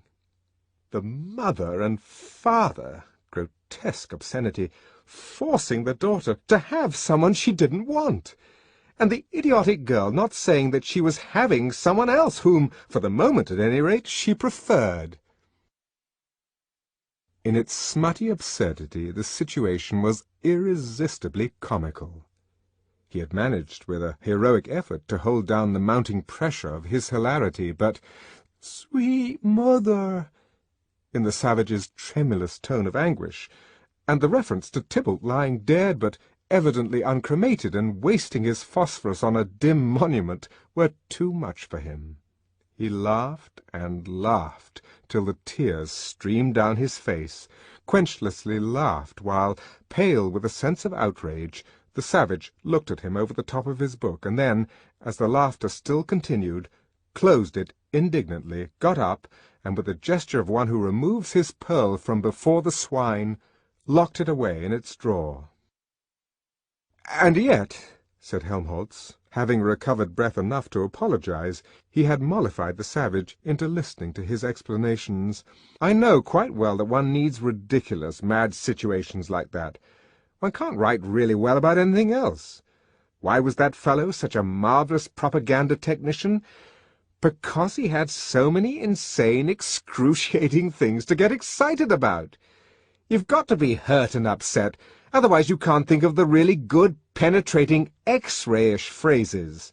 But fathers and mothers—" he shook his head. "You can't expect me to keep a straight face about fathers and mothers. And who's going to get excited about a boy having a girl or not having her?" The savage winced, but Helmholtz, who was staring pensively at the floor, saw nothing. "No," he concluded with a sigh, "it won't do. We need some other kind of madness and violence. But what? What? Where can one find it?" He was silent. Then, shaking his head, "I don't know," he said at last. "I don't know." Chapter 13. Henry Foster loomed up through the twilight of the embryo store. "Like to come to a feelie this evening?" Lenina shook her head without speaking. "Going out with someone else?" It interested him to know which of his friends was being had by which other. "Is it Benito?" he questioned. She shook her head again. Henry detected the weariness in those purple eyes, the pallor beneath that glaze of lupus, the sadness at the corners of the unsmiling crimson mouth. "You're not feeling ill, are you?" he asked, a trifle anxiously, afraid that she might be suffering from one of the few remaining infectious diseases. Yet once more Lenina shook her head. "Anyhow, you ought to go and see the doctor," said Henry. "A doctor a day keeps the jim-jams away," he added heartily, driving home his hypnopedic adage with a clap on the shoulder. "Perhaps you need a pregnancy substitute," he suggested. "Or else an extra-strong VPS treatment. Sometimes, you know, the standard passion surrogate isn't quite—" "Oh, for Ford's sake," said Lenina, breaking her stubborn silence, "shut up!" And she turned back to her neglected embryos. A VPS treatment, indeed! She would have laughed if she hadn't been on the point of crying. As though she hadn't got enough VP of her own. She sighed profoundly as she refilled her syringe. "John," she murmured to herself. "John." Then, "Oh, my Ford," she wondered, "have I given this one its sleeping sickness injection, or haven't I?" She simply couldn't remember. In the end, she decided not to run the risk of letting it have a second dose, and moved down the line to the next bottle. 22 years, 8 months, and 4 days from that moment, a promising young Alpha-Minus administrator at Mwanza was to die of trypanosomiasis, the first case for over half a century. Sighing, Lenina went on with her work. An hour later, in the changing-room, Fanny was energetically protesting. "But it's absurd to let yourself get into a state like this. Simply absurd," she repeated. "And what about a man, one man? But he's the one I want. As though there weren't millions of other men in the world. But I don't want them. But how can you know till you've tried?" "I have tried." "But how many?" asked Fanny, shrugging her shoulders contemptuously. "1, 2?" "Dozens, but," shaking her head, "it wasn't any good," she added. "Well, you must persevere," said Fanny sententiously. But it was obvious that her confidence in her own prescriptions had been shaken. Nothing can be achieved without perseverance. "But meanwhile—" "Don't think of him. I can't help it. Take Soma, then." "I do." "Well, go on." "But in the intervals I still like him. I shall always like him."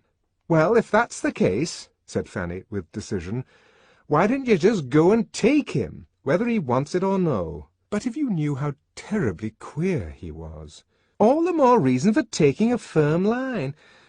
"Oh, it's all very well to say that." "Don't stand any nonsense. Act." Fanny's voice was a trumpet. She might have been a YWFA lecturer giving an evening talk to adolescent beta-minuses. "Yes, act. At once. Do it now." "I'd be scared," said Lenina. "Well, you've only got to take 1/2 gram of Soma first. And now I'm going to have my bath." She marched off, trailing her towel. The bell rang, and the savage, who was impatiently hoping that Helmholtz would come that afternoon, for having at last made up his mind to talk to Helmholtz about Lenina, he could not bear to postpone his confidences a moment longer, jumped up and ran to the door. "I had a premonition it was you, Helmholtz," he shouted as he opened. On the threshold, in a white acetate satin sailor suit and with a round white cap, Rakishly tilted over her left ear stood Lenina. "Oh!" said the savage, as though someone had struck him a heavy blow. 1/2 gram had been enough to make Lenina forget her fears and her embarrassments. "Hello, John," she said, smiling, and walked past him into the room. Automatically he closed the door and followed her. Lenina sat down.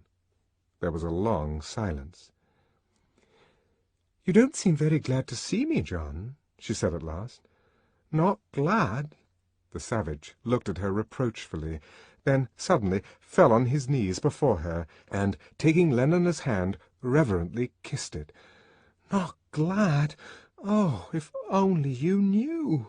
he whispered, and venturing to raise his eyes to her face. "Admired Lenina," he went on. "Indeed, the top of admiration, worth what's dearest in the world." She smiled at him with a luscious tenderness. "Oh, you so perfect!" She was leaning towards him with parted lips. "So perfect, so peerless are created," nearer and nearer, "of every creature's best," still nearer. The savage suddenly scrambled to his feet. "That's why," he said, speaking with averted face, "I wanted to do something first. I mean, to show you I was worthy of you. Not that I could ever really be that, but at any rate to show I wasn't absolutely unworthy. I wanted to do something." "Why should you think it necessary?" Lenina began, but left the sentence unfinished. There was a note of irritation in her voice. When one has leant forward nearer and nearer with parted lips, only to find oneself quite suddenly, as a clumsy oaf scrambles to his feet, leaning towards nothing at all, well, there is a reason, even with 1/2 gram of soma circulating in one's bloodstream, a genuine reason for annoyance. "At Malpace," the savage was incoherently mumbling, "you had to bring her the skin of a mountain lion. I mean, when you wanted to marry someone, or else a wolf." "There aren't any lions in England," Lenina almost snapped. "And even if there were," the savage added with a sudden contemptuous resentment, "people would kill them out of helicopters, I suppose, with poison gas or something. I wouldn't do that, Lenina." He squared his shoulders. He ventured to look at her, and was met with a stare of annoyed incomprehension. Confused. "I'll do anything," he went on, more and more incoherently. "Anything you tell me. There be some sports are painful, you know, but their labour, delight in them, sets off. That's what I feel. I mean, I'd sweep the floor if you wanted." "But we've got vacuum cleaners here," said Lenina in bewilderment. "It isn't necessary." "No, of course it isn't necessary. But some kinds of baseness are nobly undergone. I'd like to undergo something nobly, don't you see?" "But if there are vacuum cleaners—" "That's not the point." "And epsilon semi-morons to work them," she went on. "Well, really, why?" "Why? But for you! For you! Just to show that I—" "And what on earth vacuum cleaners have got to do with lions?" "To show how much—" "Or lions being glad to see me?" She was getting more and more exasperated. "How much I love you, Lenina!" he brought out almost desperately. An emblem of the inner tide of startled elation, the blood rushed up into Lenina's cheeks. "Do you mean it, John?"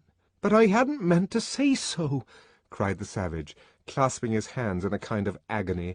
"Not until— Listen, Lenina, in Malpace people get married." "Get what?" The irritation had begun to creep back into her voice. What was he talking about now? "For always. They make a promise to live together. For always." What a horrible idea! Lenina was genuinely shocked. "Outliving beauty's outward, with a mind that doth renew swifter than blood decays." What? "It's like that in Shakespeare, too. If thou dost break her virgin knot before all sanctimonious ceremonies may with full and holy rite—" For Ford's sake, John, talk sense. I can't understand a word you're saying. First it's vacuum cleaners, then it's knots. You're driving me crazy." She jumped up and, as though afraid that he might run away from her physically, as well as with his mind, caught him by the wrist. "Answer me this question. Do you really like me, or don't you?"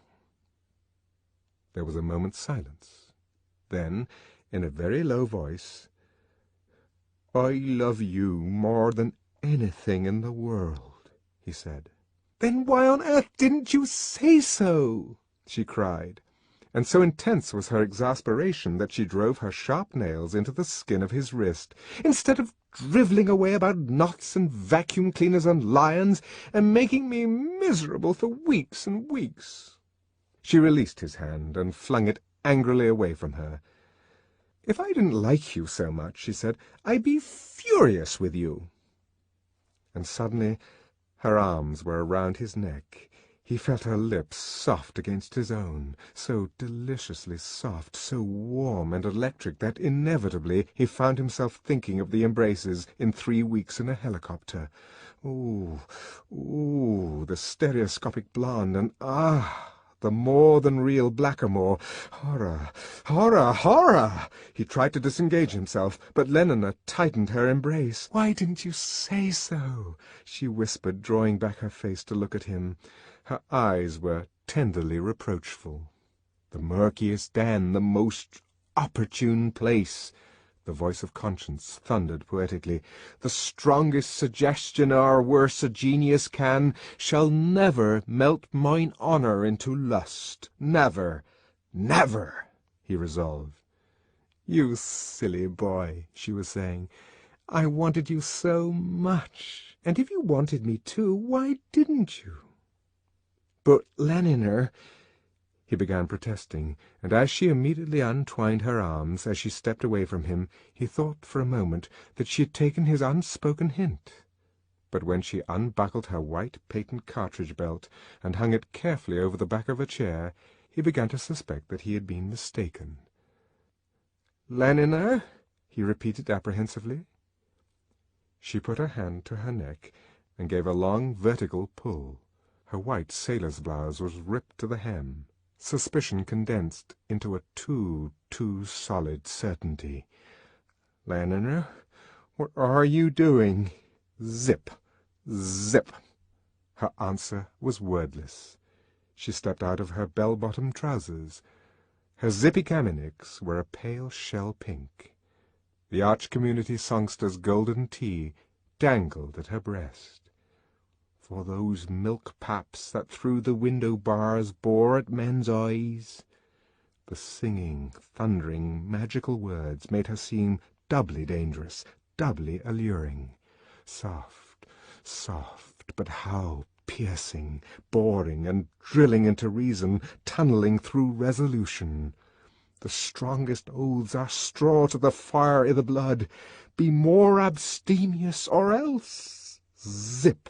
The rounded pinkness fell apart, like a neatly divided apple. A wriggle of the arms, a lifting first of the right foot, then the left. The zippy kameniks were lying lifeless and as though deflated on the floor. Still wearing her shoes and socks, and her rakishly tilted round white cap, she advanced towards him. "Darling, darling, if only you'd said so before!" She held out her arms.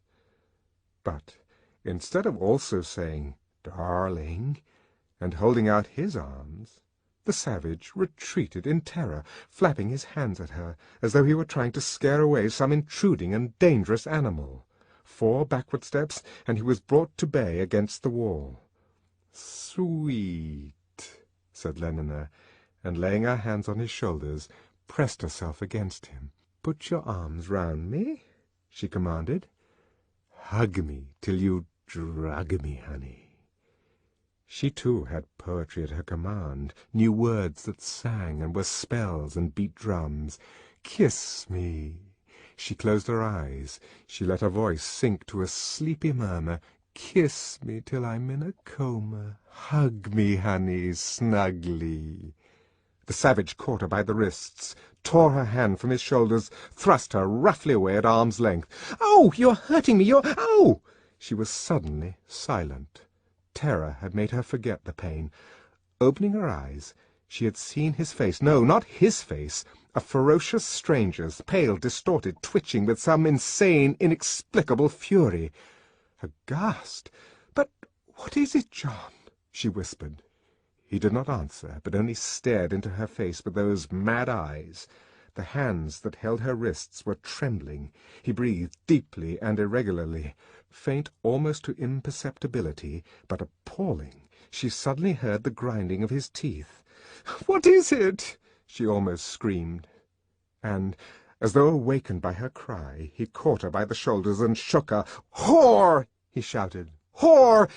Impudent strumpet!" "Oh, don't!" she protested in a voice made grotesquely tremulous by his shaking. "Whore! Please! Damned whore!"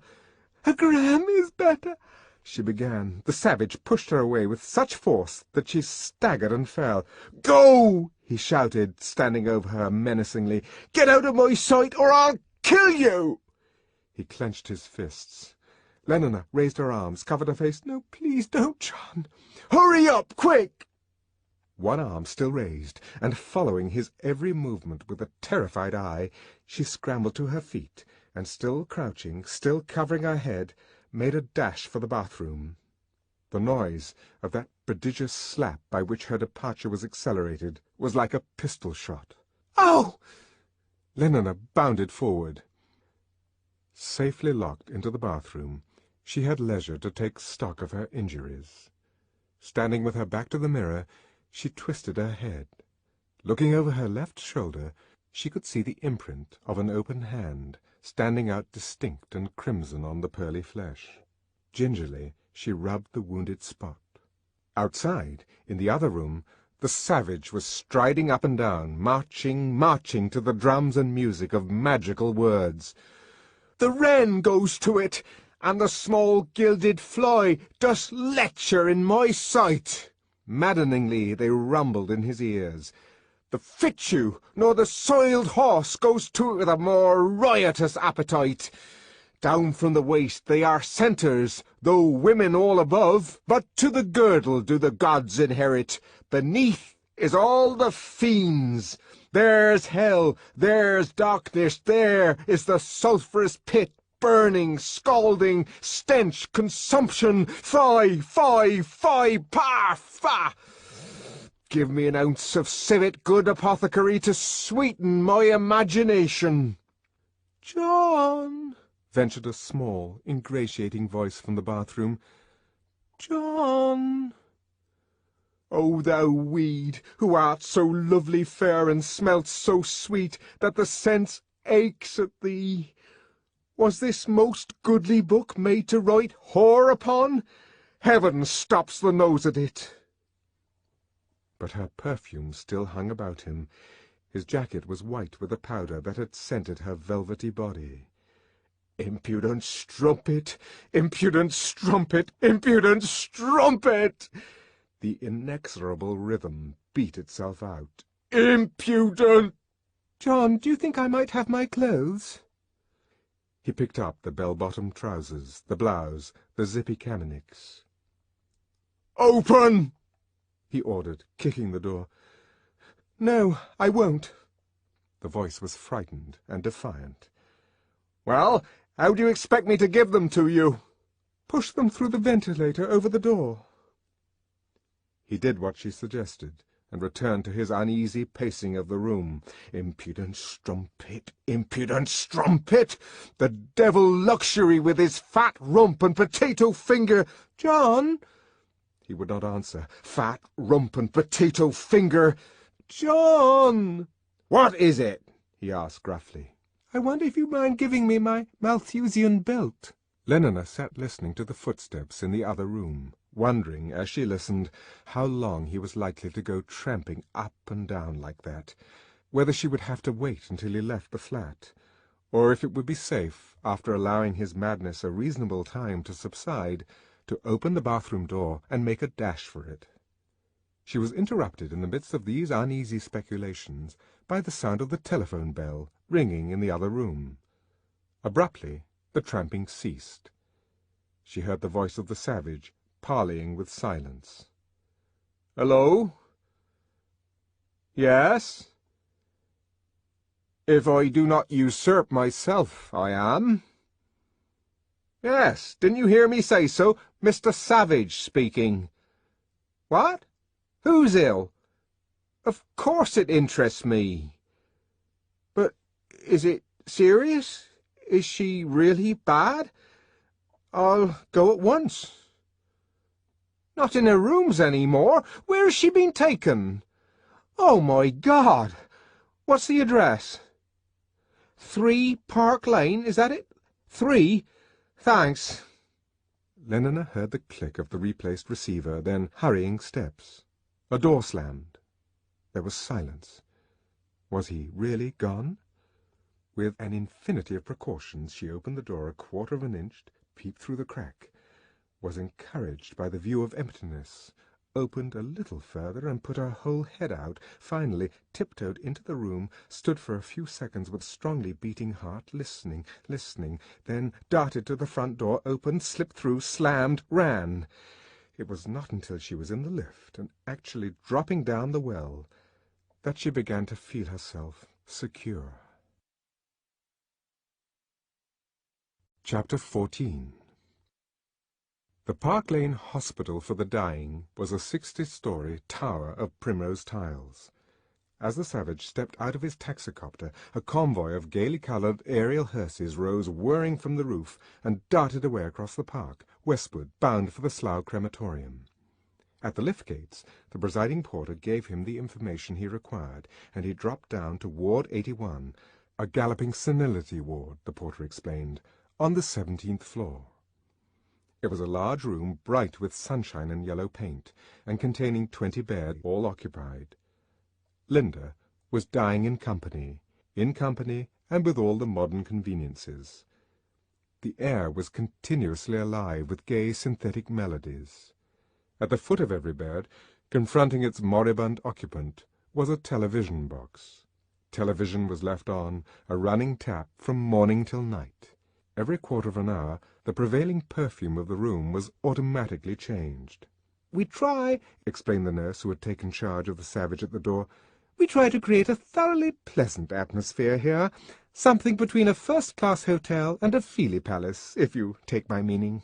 "Where is she?" asked the Savage, ignoring these polite explanations. The nurse was offended. "You are in a hurry," she said. "Is there any hope?" he asked. "You mean of her not dying?" He nodded. "No, of course there isn't. When somebody is sent here, there's no—" Startled by the expression of distress on his pale face, she suddenly broke off. "Why, whatever's the matter?" she asked. She was not accustomed to this kind of thing in visitors. Not that there were many visitors, anyhow, or any reason why there should have been many visitors. "You're not feeling ill, are you?" He shook his head. "She's my mother," he said in a scarcely audible voice. The nurse glanced at him with startled, horrified eyes, then quickly looked away. From throat to temple she was all one hot blush. "Take me to her," said the Savage, making an effort to speak in an ordinary tone. Still blushing, she led the way down the ward. Faces still fresh and unwithered, for senility galloped so hard that it had no time to age the cheeks, only the heart and brain, turned as they passed. Their progress was followed by the blank, incurious eyes of second infancy. The Savage shuddered as he looked. Linda was lying in the last of the long rows of beds, next to the wall. Propped up on pillows, she was watching the semi-finals of the South American Riemann Surface Tennis Championship, which were being played in silent and diminished reproduction on the screen of the television box at the foot of the bed. Hither and thither across the square of illumined glass, the little figures noiselessly darted, like fish in an aquarium, the silent but agitated inhabitants of another world. Linda looked on, vaguely and uncomprehendingly smiling. Her pale, bloated face wore an expression of imbecile happiness. Every now and then her eyelids closed, and for a few seconds she seemed to be dozing. Then, with a little start, she would wake up again. Wake up to the aquarium antics of the tennis champions, to the Supervox Wurlitzeriana rendering of "Hug me till you drug me, honey," to the warm draught of verbena that came blowing through the ventilator above her head, would wake to these things, or rather to a dream of which these things, transformed and embellished by the soma in her blood, were the marvellous constituents, and smile once more her broken and discoloured smile of infantile contentment. "Well, I must go," said the nurse. "I've got my batch of children coming. Besides, there's number 3. She pointed up the ward. "Might go off any minute now. Well, make yourself comfortable." She walked briskly away. The savage sat down beside the bed. "Linda," he whispered, taking her hand. At the sound of her name she turned. Her vague eyes brightened with recognition. She squeezed his hand. She smiled. Her lips moved. Then, quite suddenly, her head fell forward. She was asleep. He sat watching her, seeking through the tired flesh, seeking and finding that young, bright face which had stooped over his childhood in Malpace, remembering, and he closed his eyes, her voice, her movements, all the events of their life together. "Strapped a cockgee to Banbury tea." How beautiful her singing had been! And those childish rhymes, how magically strange and mysterious! "ABC, vitamin D, the fat's in the liver, the cod's in the sea." He felt the hot tears welling up behind his eyelids as he recalled the words and Linda's voice as she repeated them. And then the reading lessons. "The tot is in the pot, the cat is on the mat," and the elementary instructions for beta workers in the embryo store, and the long evenings by the fire, or in summer-time on the roof of the little house, when she told him those stories about the other place, outside the reservation, that beautiful, beautiful other place, whose memory, as of a heaven, a paradise of goodness and loveliness, he still kept whole and intact, undefiled by contact with the reality of this real London, these actual civilized men and women. A sudden noise of shrill voices made him open his eyes, and, after hastily brushing away the tears, look round. What seemed an interminable stream of identical 8-year-old male twins was pouring into the room. Twin after twin, twin after twin they came, a nightmare. Their faces, their repeated faces, for there was only one between the lot of them, puggishly stared, all nostrils and pale, goggling eyes. Their uniform was khaki. All their mouths hung open. Squealing and chattering they entered. In a moment, it seemed, the ward was maggoty with them. They swarmed between the beds, clambered over, crawled under, peeped into the television boxes, made faces at the patients. Linda, astonished and rather alarmed them. A group stood clustered at the foot of her bed, staring with the frightened and stupid curiosity of animals suddenly confronted by the unknown. "Oh, look! Look!" They spoke in low, scared voices. "Whatever is the matter with her? Why is she so fat?" They had never seen a face like hers before, had never seen a face that was not youthful and taut-skinned, a body that had ceased to be slim and upright. All these moribund sexagenarians had the appearance of childish girls. At 44, Linda seemed, by contrast, a monster of flaccid and distorted senility. "Isn't she awful?" came the whispered comments. "Look at her teeth." Suddenly, from under the bed, a pug-faced twin popped up between John's chair and the wall, and began peering into Linda's sleeping face. "I say," he began, but his sentence ended prematurely in a squeal. The savage had seized him by the collar, lifted him clear over the chair, and with a smart box on the ears sent him howling away. His yells brought the head nurse hurrying to the rescue. "What have you been doing to him?" she demanded fiercely. "I won't have you striking the children." Well then, keep them away from this bed." The savage's voice was trembling with indignation. "What are these filthy little brats doing here at all? It's disgraceful." "Disgraceful? But what do you mean? They're being death-conditioned, and I tell you," she warned him truculently, "if I have any more of your interference with their conditioning, I'll send for the porters and have you thrown out." The savage rose to his feet and took a couple of steps towards her. His movements and the expression on his face were so menacing that the nurse fell back in terror. With a great effort he checked himself, and, without speaking, turned away and sat down again by the bed. Reassured, but with a dignity that was a trifle shrill and uncertain, "I've warned you," said the nurse, "so mind." Still, she led the two inquisitive twins away, and made them join in the game of Hunt the Zipper, which had been organized by one of her colleagues at the other end of the room. "Run along now and have your cup of caffeine solution, dear," she said to the other nurse. The exercise of authority restored her confidence, made her feel better. "Now, children," she called.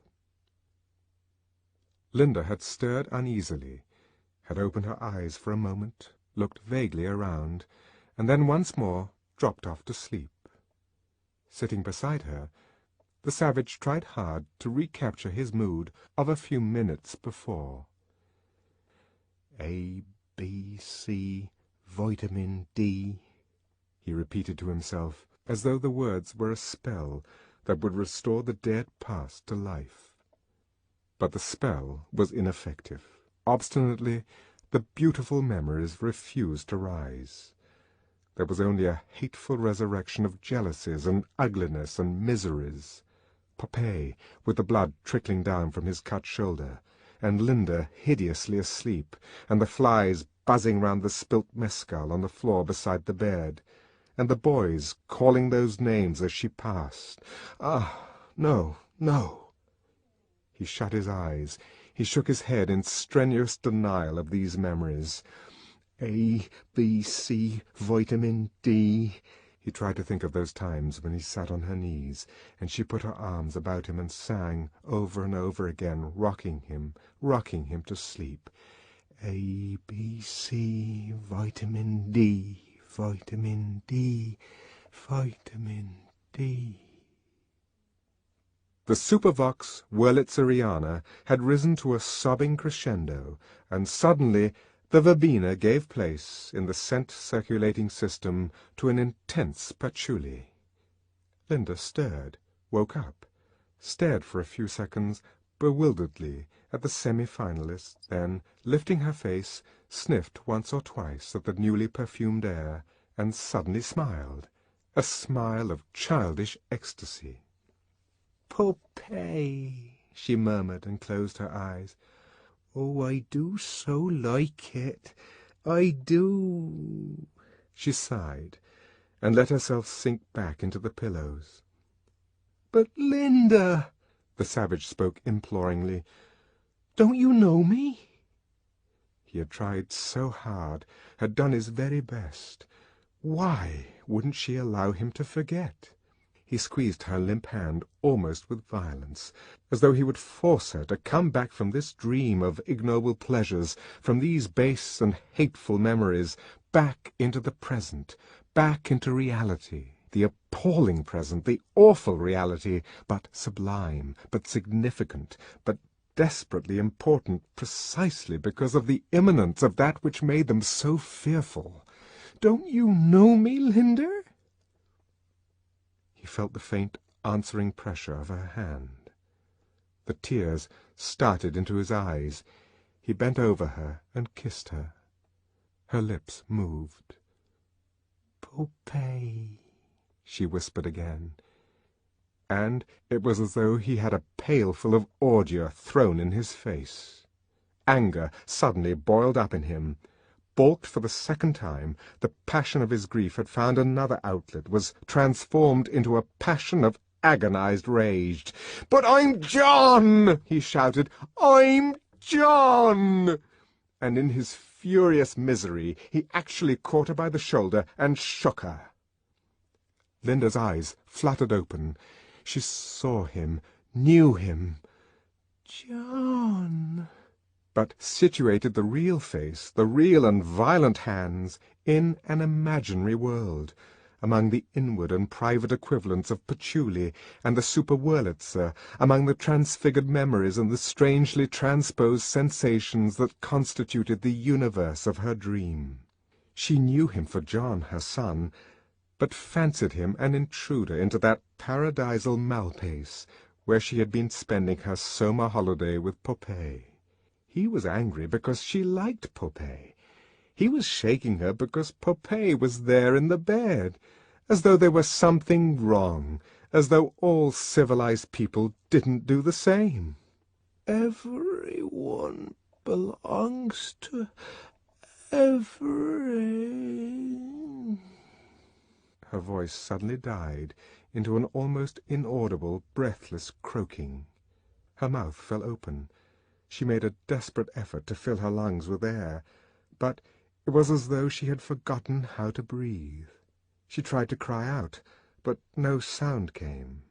Only the terror of her staring eyes revealed what she was suffering. Her hands went to her throat, then clawed at the air she could no longer breathe, the air that for her had ceased to exist. The savage was on his feet, bent over her. "What is it, Linder? What is it?" His voice was imploring. It was as though he were begging to be reassured.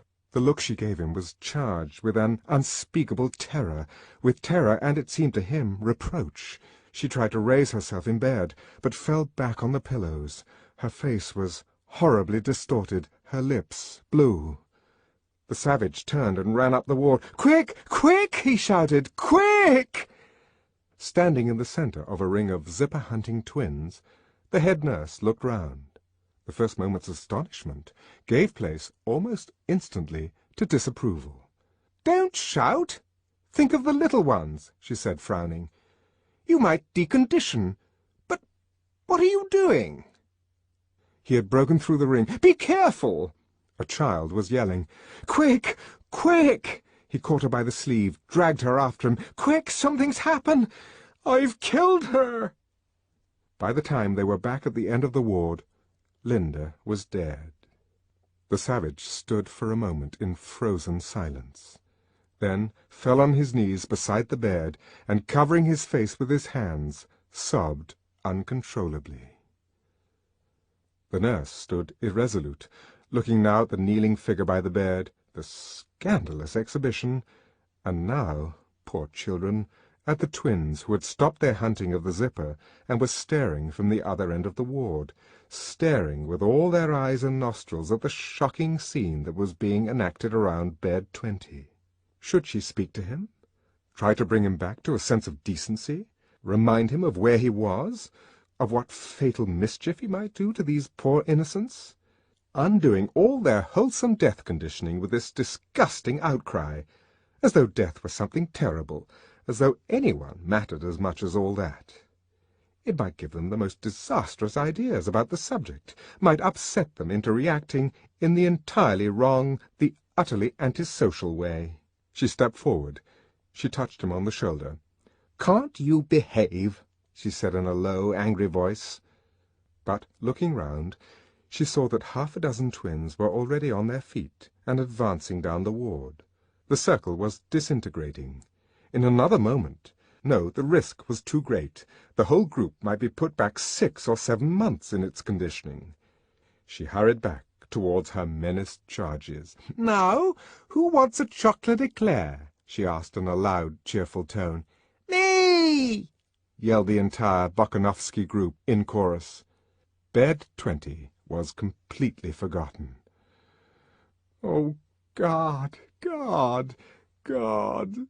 the savage kept repeating to himself. In the chaos of grief and remorse that filled his mind, it was the one articulate word. "God!" he whispered it aloud. "God!" "Whatever is he saying?"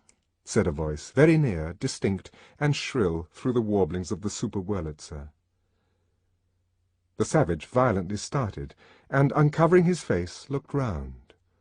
5 khaki twins, each with the stump of a long eclair in his right hand, and their identical faces variously smeared with liquid chocolate, were standing in a row, puggily goggling at him. They met his eyes and simultaneously grinned.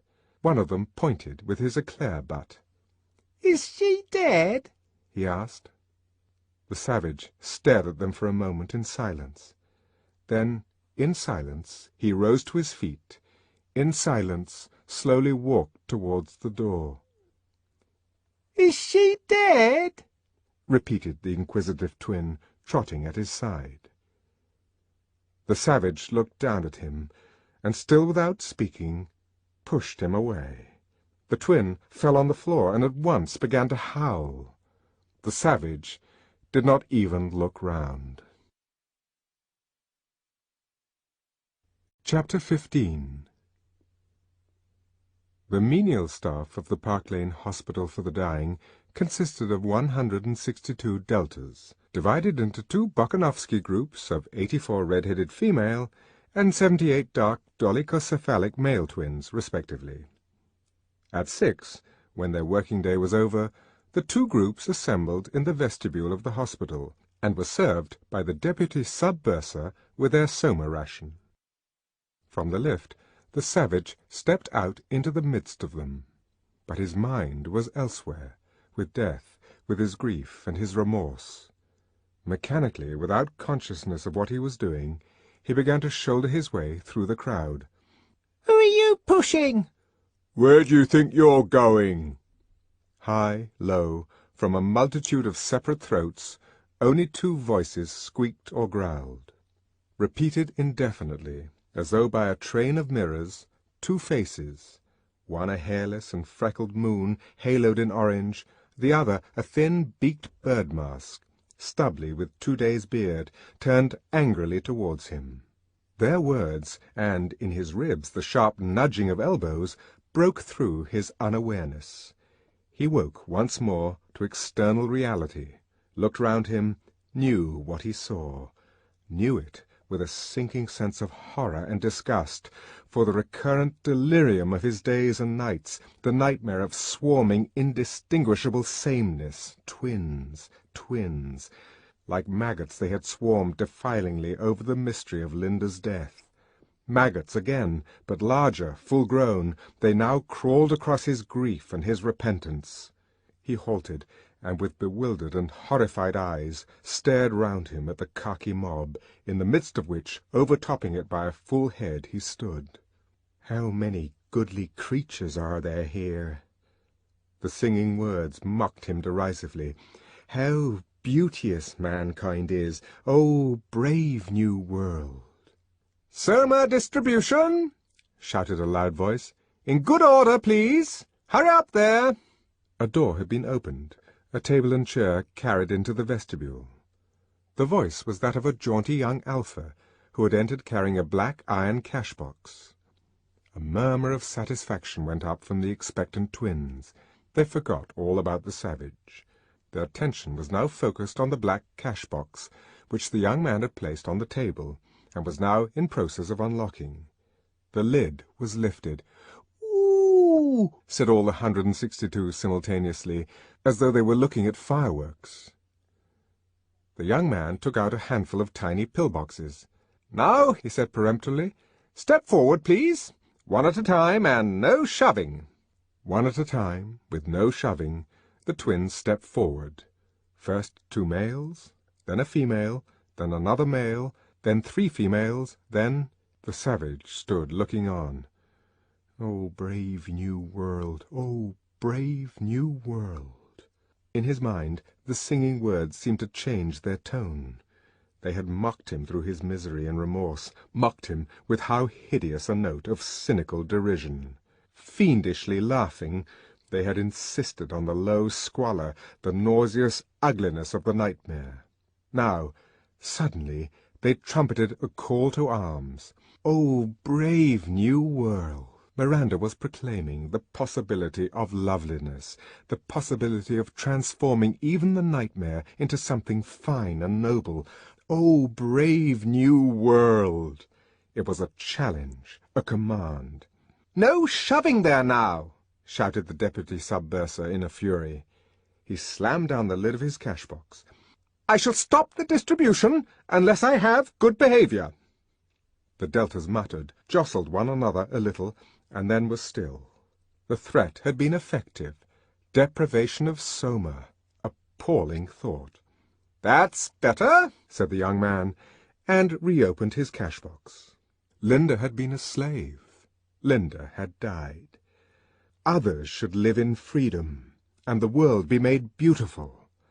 A reparation, a duty, and suddenly it was luminously clear to the savage what he must do. It was as though a shutter had been opened, a curtain drawn back. "Now?" said the deputy sub-bursar. Another khaki female stepped forward. "Stop!" called the savage in a loud and ringing voice. "Stop!" Pushed his way to the table. The deltas stared at him with astonishment. "Ford," said the deputy sub-bursar below his breath. "It's the savage." He felt scared. "Listen, I beg you," cried the savage earnestly. "Lend me your ears." He had never spoken in public before, and found it very difficult to express what he wanted to say. "Don't take that horrible stuff. It's poison. It's poison." "I say, Mr. Savage," said the deputy sub-bursar, smiling propitiatingly, "would you mind letting me poison to the soul as well as body? Yes, but let me get on with my distribution, won't you? There's a good fellow." With the cautious tenderness of one who strokes a notoriously vicious animal, he patted the savage's arm. "Just let me—" "Never!" cried the savage. "But look here, old man. Throw it all away. That's horrible poison." The words, "throw it all away," pierced through the enfolding layers of incomprehension to the quick of the delta's consciousness. An angry murmur went up from the crowd. "I come to bring you freedom," said the savage, turning back towards the twins. "I come—" The deputy sub-bursar heard no more. He had slipped out of the vestibule and was looking up a number in the telephone book. "Not in his own rooms," Bernard summed up. "Not in mine, not in yours, not at the Aphroditeum, not at the centre or the college. Where can he have got to?" Helmholtz shrugged his shoulders. They had come back from their work, expecting to find the savage waiting for them at one or other of their usual meeting-places, and there was no sign of the fellow. Which was annoying, as they had meant to nip across to Biarritz in Helmholtz's four-seater sporticopter. They'd be late for dinner if he didn't come soon. "We'll give him 5 more minutes," said Helmholtz. "If he doesn't turn up by then, we'll—" The ringing of the telephone bell interrupted him. He picked up the receiver. "Hello, speaking." Then, after a long interval of listening, "Ford in flivver," he swore. "I'll come at once." "What is it?" Bernard asked. "A fellow I know at the Park Lane Hospital," said Helmholtz. "The savage is there. Seems to have gone mad. Anyhow, it's urgent. Will you come with me?" Together they hurried along the corridor to the lifts. "But do you like being slaves?" the savage was saying as they entered the hospital. His face was flushed, his eyes bright with ardour and indignation. "Do you like being babies? Yes, babies, mewling and puking," he added, exasperated by their bestial stupidity into throwing insults at those he had come to save. The insults bounced off their carapace of thick stupidity. They stared at him with a blank expression of dull and sullen resentment in their eyes. "Yes, puking!" he fairly shouted. Grief and remorse, compassion and duty, all were forgotten now, and, as it were, absorbed into an intense, overpowering hatred of these less-than-human monsters. "Don't you want to be free and men? Don't you even understand what manhood and freedom are?" Rage was making him fluent. The words came easily in a rush. "Don't you?" he repeated, but got no one to answer his question. "Very well, then," he went on grimly. "I'll teach you.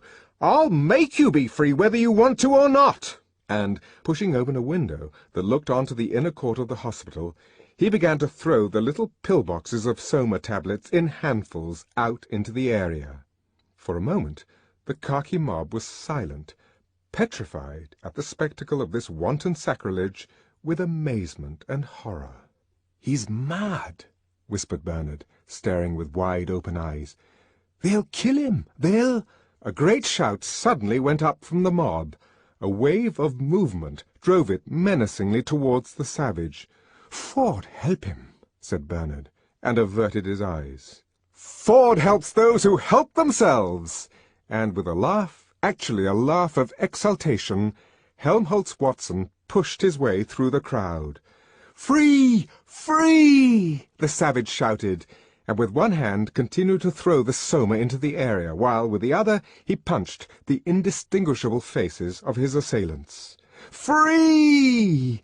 And suddenly there was Helmholtz at his side. "Good old Helmholtz!" also punching. "Men at last!" And in the interval also throwing the poison out by handfuls through the open window.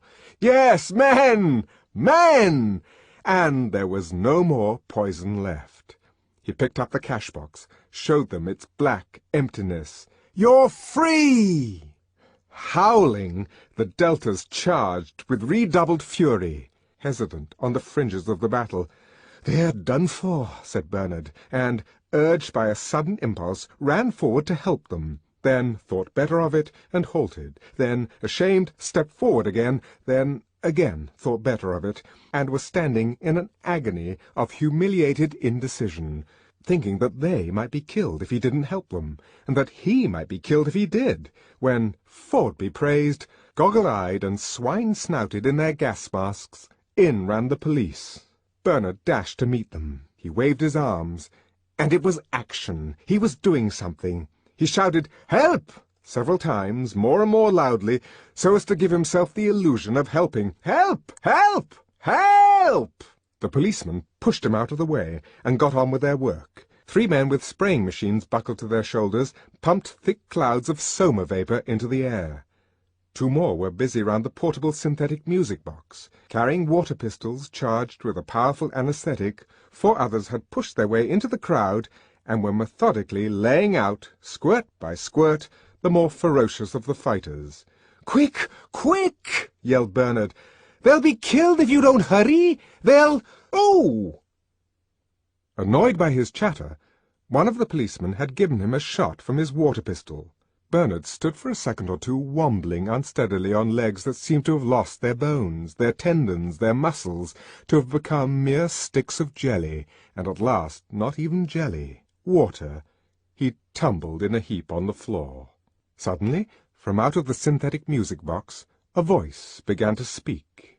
The voice of reason, the voice of good feeling. The soundtrack roll was unwinding itself in synthetic anti-riot speech number 2, medium strength. Straight from the depths of a non-existent heart, "My friends, my friends," said the voice so pathetically, with a note of such infinitely tender reproach that, behind their gas masks, even the policeman's eyes were momentarily dimmed with tears. "What is the meaning of this? Why aren't you all being happy and good together? Happy and good," the voice repeated. "At peace, at peace." It trembled, sank into a whisper, and momentarily expired. "Oh, I do want you to be happy," it began with a yearning earnestness. "I do so want you to be good. Please, please be good and—" 2 minutes later, the voice and the soma vapour had produced their effect. In tears, the Deltas were kissing and hugging one another, 6 twins at a time, in a comprehensive embrace. Even Helmholtz and the savage were almost crying. A fresh supply of pill-boxes was brought in from the bursary. A new distribution was hastily made, and to the sound of the voice's richly affectionate baritone valedictions, the twins dispersed, blubbering as though their hearts would break. "Good-bye, my dearest, dearest friends. Ford keep you. Goodbye, my dearest, dearest friends. Ford keep you. Goodbye, my dearest, dearest. When the last of the deltas had gone, the policeman switched off the current. The angelic voice fell silent. "Will you come quietly?" asked the sergeant. "Or must we anaesthetize?" He pointed his water pistol menacingly. "Oh, we'll come quietly," the savage answered, dabbing alternately a cut lip, a scratched neck, and a bitten left hand. Still keeping his handkerchief to his bleeding nose, Helmholtz nodded in confirmation. Awake, and having recovered the use of his legs, Bernard had chosen this moment to move as inconspicuously as he could towards the door. "Hi, you there!" called the sergeant, and a swine-masked policeman hurried across the room and laid a hand on the young man's shoulder. Bernard turned with an expression of indignant innocence. Escaping? He hadn't dreamed of such a thing. "Though what on earth you would want me for," he said to the sergeant, "I really can't imagine." "You're a friend of the prisoner's, aren't you?" "Well," said Bernard, and hesitated. No, he really couldn't deny it. "Why shouldn't I be?" he asked. "Come on, then," said the sergeant, and led the way towards the door and the waiting police car. Chapter 16. The room into which the three were ushered was the controller's study. "His Fordship will be down in a moment." The Gamma butler left them to themselves. Helmholtz laughed aloud.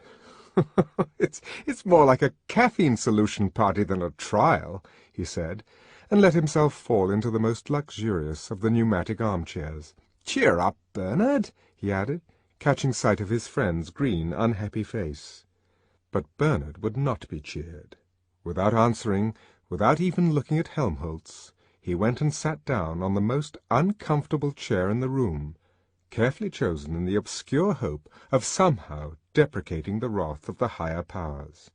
The savage, meanwhile, wandered restlessly round the room, peering with a vague, superficial inquisitiveness at the books in the shelves, at the soundtrack rolls and the reading-machine bobbins in their numbered pigeonholes. On the table under the window lay a massive volume, bound in limp black leather surrogate and stamped with large golden T's. He picked it up and opened it. My Life and Work, by R. Ford. The book had been published at Detroit by the Society for the Propagation of Fordian Knowledge.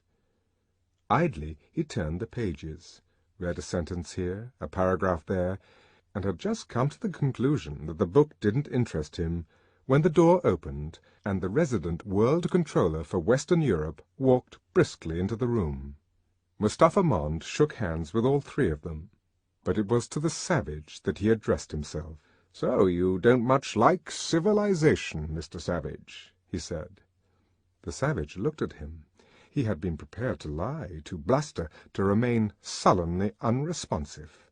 But, reassured by the good-humoured intelligence of the controller's face, he decided to tell the truth, straightforwardly. "No." He shook his head. Bernard started and looked horrified. What would the controller think? To be labelled as the friend of a man who said he didn't like civilization, said it openly, and of all people to the controller. It was terrible. "But, John," he began. A look from Mustapha Mond reduced him to an abject silence. "Of course," the savage went on to admit, "there are some very nice things. All that music in the air, for instance. Sometimes 1,000 twangling instruments will hum about my ears, and sometimes voices." The savage's face lit up with a sudden pleasure. "Have you read it too?" he asked. "I thought nobody knew about that book here in England." "Almost nobody. I'm one of the very few. It's prohibited, you see. But as I make the laws here, I can also break them. With impunity, Mr. Marx," he added, turning to Bernard, "which I'm afraid you can't do." Bernard sank into a yet more hopeless misery. "But why is it prohibited?" asked the savage.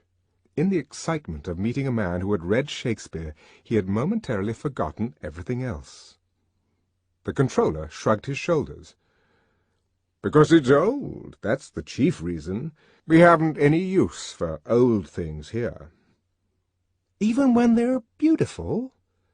"Particularly when they're beautiful. Beauty's attractive, and we don't want people to be attracted by old things. We want them to like the new ones." "But the new ones are so stupid and horrible. Those plays where there's nothing but helicopters flying about and you feel the people kissing." He made a grimace. "Goats and monkeys." Only in Othello's words could he find an adequate vehicle for his contempt and hatred. "Nice tame animals, anyhow," the controller murmured parenthetically. "Why don't you let them see Othello instead?" "I've told you, it's old. Besides, they couldn't understand it." Yes, that was true. He remembered how Helmholtz had laughed at Romeo and Juliet. "Well, then," he said after a pause, "something new that's like Othello, and that they could understand." "That's what we've all been wanting to write," said Helmholtz, breaking a long silence. "And it's what you never will write," said the controller. "Because if it were really like Othello, nobody could understand it, however new it might be. And if it were new, it couldn't possibly be like Othello." "Why not?" "Yes, why not?" Helmholtz repeated. He too was forgetting the unpleasant realities of the situation. Green with anxiety and apprehension, only Bernard remembered them. The others ignored him. "Why not?" "Because our world is not the same as Othello's world. You can't make flivvers without steel, and you can't make tragedies without social instability. The world's stable now. People are happy. They get what they want, and they never want what they can't get. They're well off, they're safe, they're never ill, they're not afraid of death, they're blissfully ignorant of passion and old age. They're plagued with no mothers or fathers, they've got no wives or children or lovers to feel strongly about. They're so conditioned that they practically can't help behaving as they ought to behave. And if anything goes wrong, there's Soma, which you go and chuck out of the window in the name of liberty, Mr. Savage. Liberty!" He laughed. "Expecting Deltas to know what liberty is, and now expecting them to understand Othello? Oh, my good boy!" The Savage was silent for a little. "All the same," he insisted obstinately, "Othello's good. Othello's better than those Feelies." "Of course it is," the controller agreed. "But that's the price we have to pay for stability. You've got to choose between happiness and what people used to call high art. We've sacrificed the high art. We have the Feelies and the scent organ instead." "But they don't mean anything." "They mean themselves. They mean a lot of agreeable sensations to the audience." "But they're told by an idiot." The controller laughed. "You're not being very polite to your friend, Mr. Watson, one of our most distinguished emotional engineers." "But he's right," said Helmholtz gloomily, "because it is idiotic, writing when there's nothing to say." "Precisely. But that requires the most enormous ingenuity. You're making flivvers out of the absolute minimum of steel, works of art out of practically nothing but pure sensation." The Savage shook his head. "It all seems to me quite horrible." "Of course it does. Actual happiness always looks pretty squalid in comparison with the overcompensations for misery. And, of course, stability isn't nearly so spectacular as instability. And being contented has none of the glamour of a good fight against misfortune, none of the picturesqueness of a struggle with temptation or a fatal overthrow by passion or doubt. Happiness is never grand." "I suppose not," said the Savage after a silence. But need it be quite so bad as those twins?" He passed his hand over his eyes, as though he were trying to wipe away the remembered image of those long rows of identical midgets at the assembling tables, those queued-up twin herds at the entrance to the Brentford monorail station, those human maggots swarming around Linda's bed of death, the endlessly repeated face of his assailants. He looked at his bandaged left hand and shuddered. "Horrible! But how useful! I see you don't like our Kokonovsky groups, but I assure you they're the foundation on which everything else is built. They're the gyroscope that stabilizes the rocket plane of state on its unswerving course." The deep voice thrillingly vibrated. The gesticulating hand implied all space and the onrush of the irresistible machine. Mustafa Mond's oratory was almost up to synthetic standards. "I was wondering," said the savage, "why you had them at all, seeing that you can get whatever you want out of those bottles. Why don't you make everybody an Alpha Double Plus while you're about it?" Mustafa Mond laughed. "Because we have no wish to have our throats cut," he answered. "We believe in happiness and stability. A society of alphas couldn't fail to be unstable and miserable. Imagine a factory staffed by alphas. That is to say, by separate and unrelated individuals of good heredity and conditioned so as to be capable, within limits, of making a free choice and assuming responsibilities. Imagine it," he repeated. The savage tried to imagine it, not very successfully. "It's an absurdity. An alpha-decanted, alpha-conditioned man would go mad if he had to do epsilon semi-moron work. Go mad, or start smashing things up. Alphas can be completely socialized, but only on condition that you make them do alpha work. Only an epsilon can be expected to make epsilon sacrifices, for the good reason that for him they aren't sacrifices. They're the line of least resistance. His conditioning has laid down rails along which he's got to run. He can't help himself. He's foredoomed. Even after decanting, he's still inside a bottle, an invisible bottle of infantile and embryonic fixations. Each one of us, of course," the controller meditatively continued, "goes through life inside a bottle. But if we happen to be alphas, our bottles are, relatively speaking, enormous. We should suffer acutely if we were confined in a narrower space. You cannot pour upper-caste champagne surrogate into lower-caste bottles. It's obvious theoretically, but it has also been proved in actual practice. The result of the Cyprus experiment was convincing." "What was that?" asked the savage. Mustafa Mond smiled. "Well, you can call it an experiment in rebottling, if you like. It began in AF 473. The controllers had the island of Cyprus cleared of all its existing inhabitants and recolonized with a specially prepared batch of 22,000 alphas. All agricultural and industrial equipment was handed over to them, and they were left to manage their own affairs. The results exactly fulfilled all the theoretical predictions. The land wasn't properly worked, there were strikes in all the factories, the laws were set at naught, orders disobeyed. All the people detailed for a spell of low-grade work were perpetually intriguing for high-grade jobs, and all the people with high-grade jobs were counter-intriguing at all costs to stay where they were. Within 6 years, they were having a first-class civil war. When 19 out of the 22,000 had been killed, the survivors unanimously petitioned the world controllers to resume the government of the island, which they did, and that was the end of the only society of alphas that the world has ever seen. The savage sighed profoundly. "The optimum population," said Mustafa Mond, "is modelled on the iceberg, 8/9 below the waterline, 1/9 above." "And they're happy below the waterline?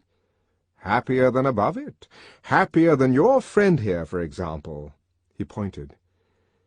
In spite of that awful work? Awful? They don't find it so. On the contrary, they like it. It's light. It's childishly simple. No strain on the mind or the muscles. 7.5 hours of mild, unexhausting labour, and then the soma ration, and games, and unrestricted copulation, and the feelies. What more can they ask for? True, he added, they might ask for shorter hours, and of course we could give them shorter hours. Technically, it would be perfectly simple to reduce all lower-caste working hours to 3 or 4 a day. But would they be any the happier for that? No, they wouldn't. The experiment was tried more than 1.5 centuries ago. The whole of Ireland was put on to the 4-hour day. What was the result? Unrest and a large increase in the consumption of soma. That was all. Those 3.5 hours of extra leisure were so far from being a source of happiness that people felt constrained to take a holiday from them. The Inventions Office is stuffed with plans for labour-saving processes, thousands of them. Mustapha Mond made a lavish gesture. And why don't we put them into execution? For the sake of the labourers. It would be sheer cruelty to afflict them with excessive leisure. It's the same with agriculture. We could synthesize every morsel of food if we wanted to, but we don't. We prefer to keep 1/3 of the population on the land, for their own sakes, because it takes longer to get food out of the land than out of a factory. Besides, we have our stability to think of. We don't want to change. Every change is a menace to stability. That's another reason why we're so chary of applying new inventions. Every discovery in pure science is potentially subversive. Even science must sometimes be treated as a possible enemy. Yes, even science. Science? The savage frowned. He knew the word, but what it exactly signified he could not say. Shakespeare and the old men of the Pueblo had never mentioned science, and from Linda he had only gathered the vaguest hints. Science was something you made helicopters with, something that caused you to laugh at the corn dances, something that prevented you from being wrinkled and losing your teeth. He made a desperate effort to take the controller's meaning.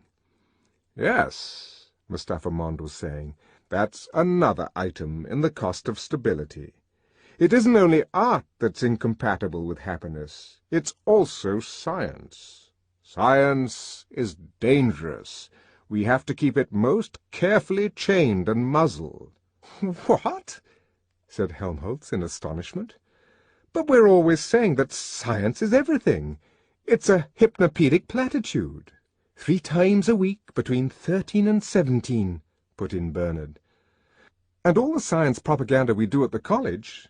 Yes, but what sort of science? Asked Mustapha Mond sarcastically. You've had no scientific training, so you can't judge. I was a pretty good physicist in my time. Too good. Good enough to realize that all our science is just a cookery book, with an orthodox theory of cooking that nobody is allowed to question, and a list of recipes that mustn't be added to except by special permission from the head cook. I'm the head cook now, but I was an inquisitive young scullion once. I started doing a bit of cooking on my own. Unorthodox cooking, illicit cooking, a bit of real science, in fact. He was silent. What happened? Asked Helmholtz Watson. The controller sighed. Very nearly what's going to happen to you, young men. I was on the point of being sent to an island. The words galvanized Bernard into a violent and unseemly activity. Send me to an island? He jumped up, ran across the room, and stood gesticulating in front of the controller. You can't send me! I haven't done anything! It was the others! I swear it was the others! He pointed accusingly to Helmholtz and the savage. "Oh, please don't send me to Iceland! I promise I'll do what I ought to do. Give me another chance! Please, give me another chance!" The tears began to flow. "I tell you it's their fault," he sobbed. "And not to Iceland! Oh, please, your Lordship, please!" And, in a paroxysm of abjection, he threw himself on the knees before the controller. Mustafa Mond tried to make him get up, but Bernard persisted in his grovelling. The stream of words poured out inexhaustibly. In the end, the controller had to ring for his fourth secretary. "Bring 3 men," he ordered, "and take Mr. Marks into a bedroom. Give him a good soma vaporization, and then put him to bed and leave him." The fourth secretary went out, and returned with 3 green-uniformed twin footmen. Still shouting and sobbing, Bernard was carried out. "One would think he was going to have his throat cut," said the controller as the door closed. "Whereas, if he had the smallest sense, he'd understand that his punishment is really a reward. He's being sent to an island. That's to say, he's being sent to a place where he'll meet the most interesting set of men and women to be found anywhere in the world. All the people who, for one reason or another, have got too self-consciously individual to fit into community life. All the people who aren't satisfied with orthodoxy, who've got independent ideas of their own. Everyone, in a word, who's anyone. I almost envy you, Mr. Watson." Helmholtz laughed. "Then why aren't you on an island yourself?" "Because, finally, I preferred this," the controller answered. "I was given the choice, to be sent to an island where I could have got on with my pure science, or to be taken on to the Controller's Council with the prospect of succeeding in due course to an actual controllership. I chose this, and let the science go." After a little silence, "Sometimes," he added, "I rather regret the science. Happiness is a hard master, particularly other people's happiness.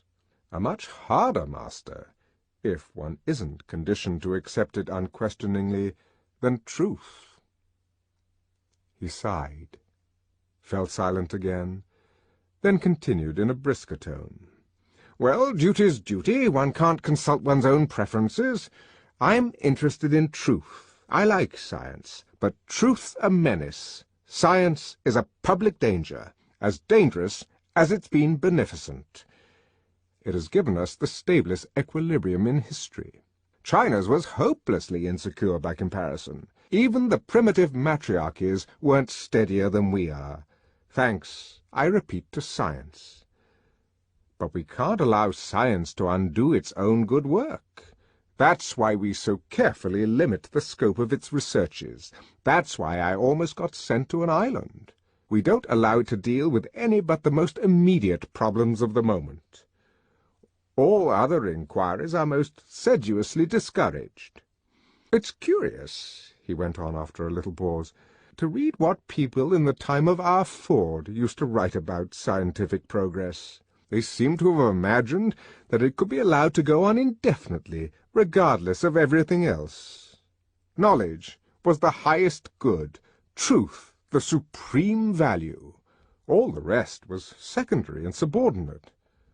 True, ideas were beginning to change even then. Our Ford himself did a great deal to shift the emphasis from truth and beauty to comfort and happiness. Mass production demanded the shift. Universal happiness keeps the wheels steadily turning. Truth and beauty can't. And, of course, whenever the masses seized political power, then it was happiness rather than truth and beauty that mattered. Still, in spite of everything, unrestricted scientific research was still permitted.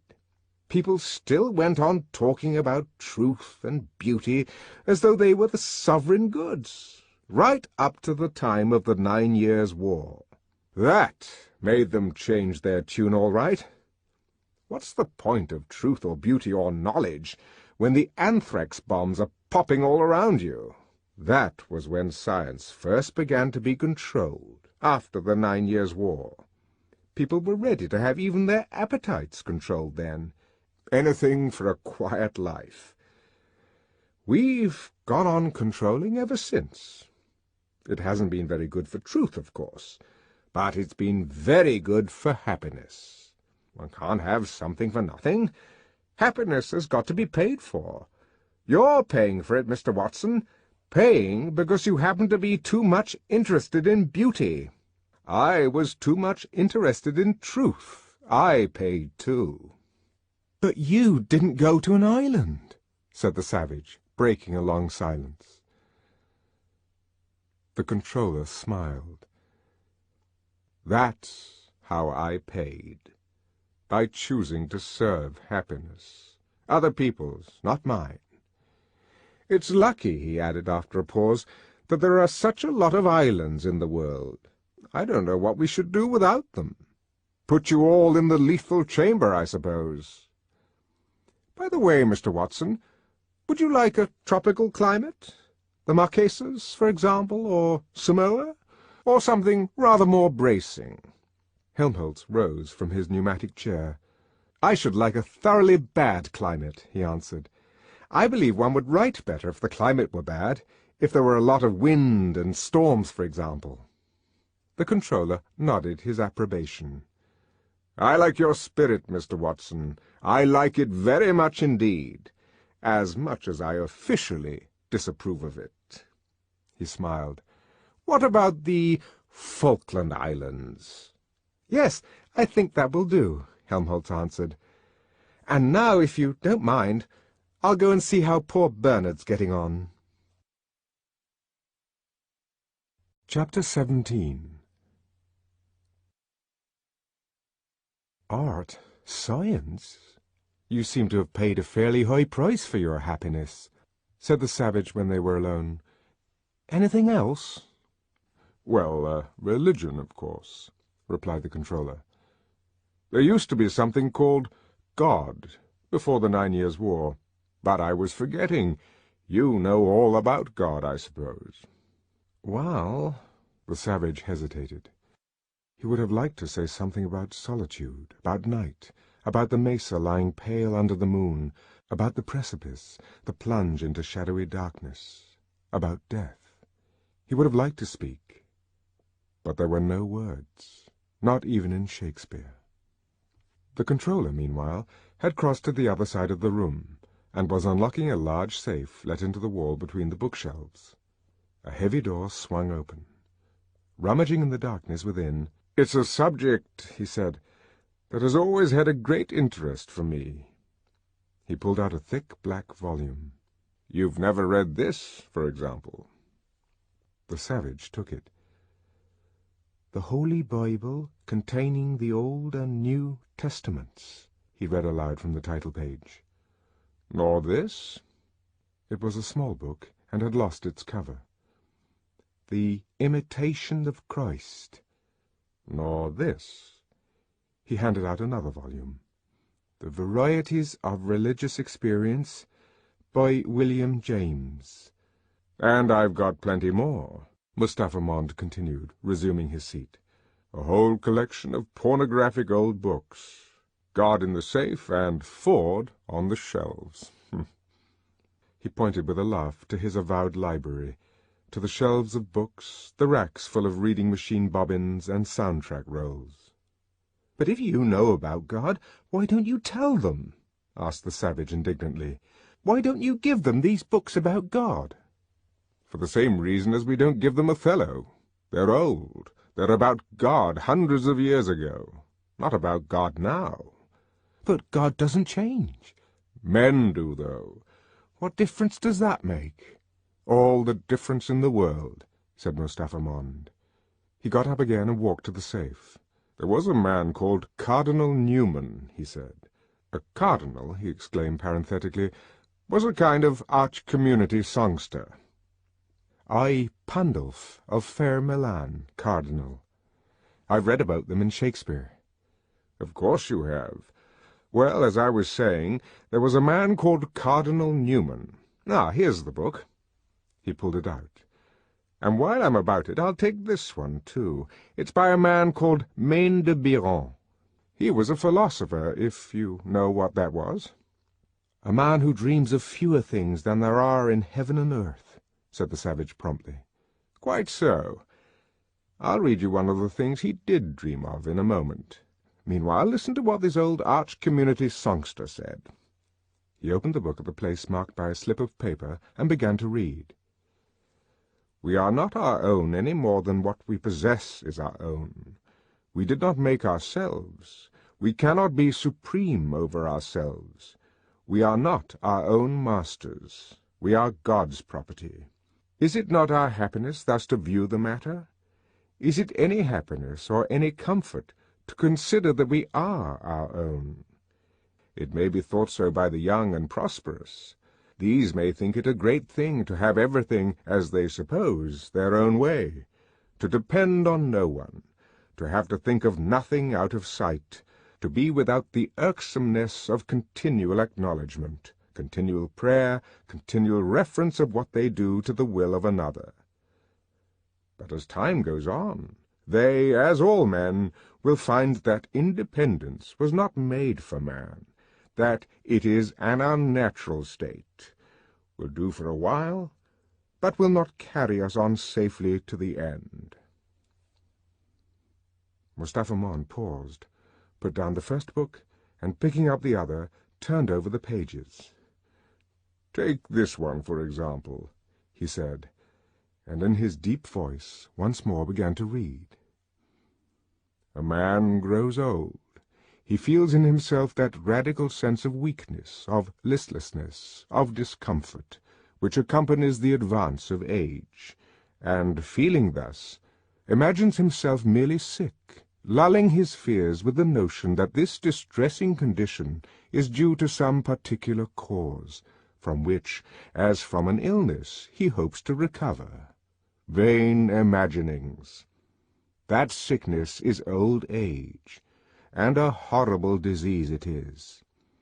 They say that it is the fear of death, and of what comes after death, that makes men turn to religion as they advance in years.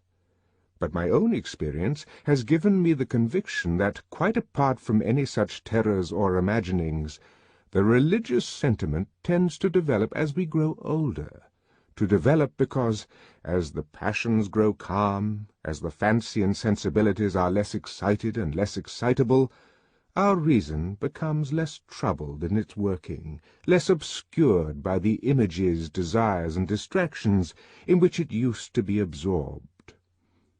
Whereupon God emerges as from behind a cloud. Our soul feels, sees, turns towards the source of all light, turns naturally and inevitably. For now that all that gave to the world of sensations its life and charm has begun to leak away from us, now that phenomenal existence is no more bolstered up by impressions from within or from without, we feel the need to lean on something that abides, something that will never play us false, a reality, an absolute and everlasting truth. Yes, we inevitably turn to God, for this religious sentiment is of its nature so pure, so delightful to the soul that experiences it, that it makes up to us for all our other losses. Mustafa Mond shut the book and leaned back in his chair. One of the numerous things in heaven and earth that these philosophers didn't dream about was this. He waved his hand. Us, the modern world. You can only be independent of God while you've got youth and prosperity. Independence won't take you safely to the end.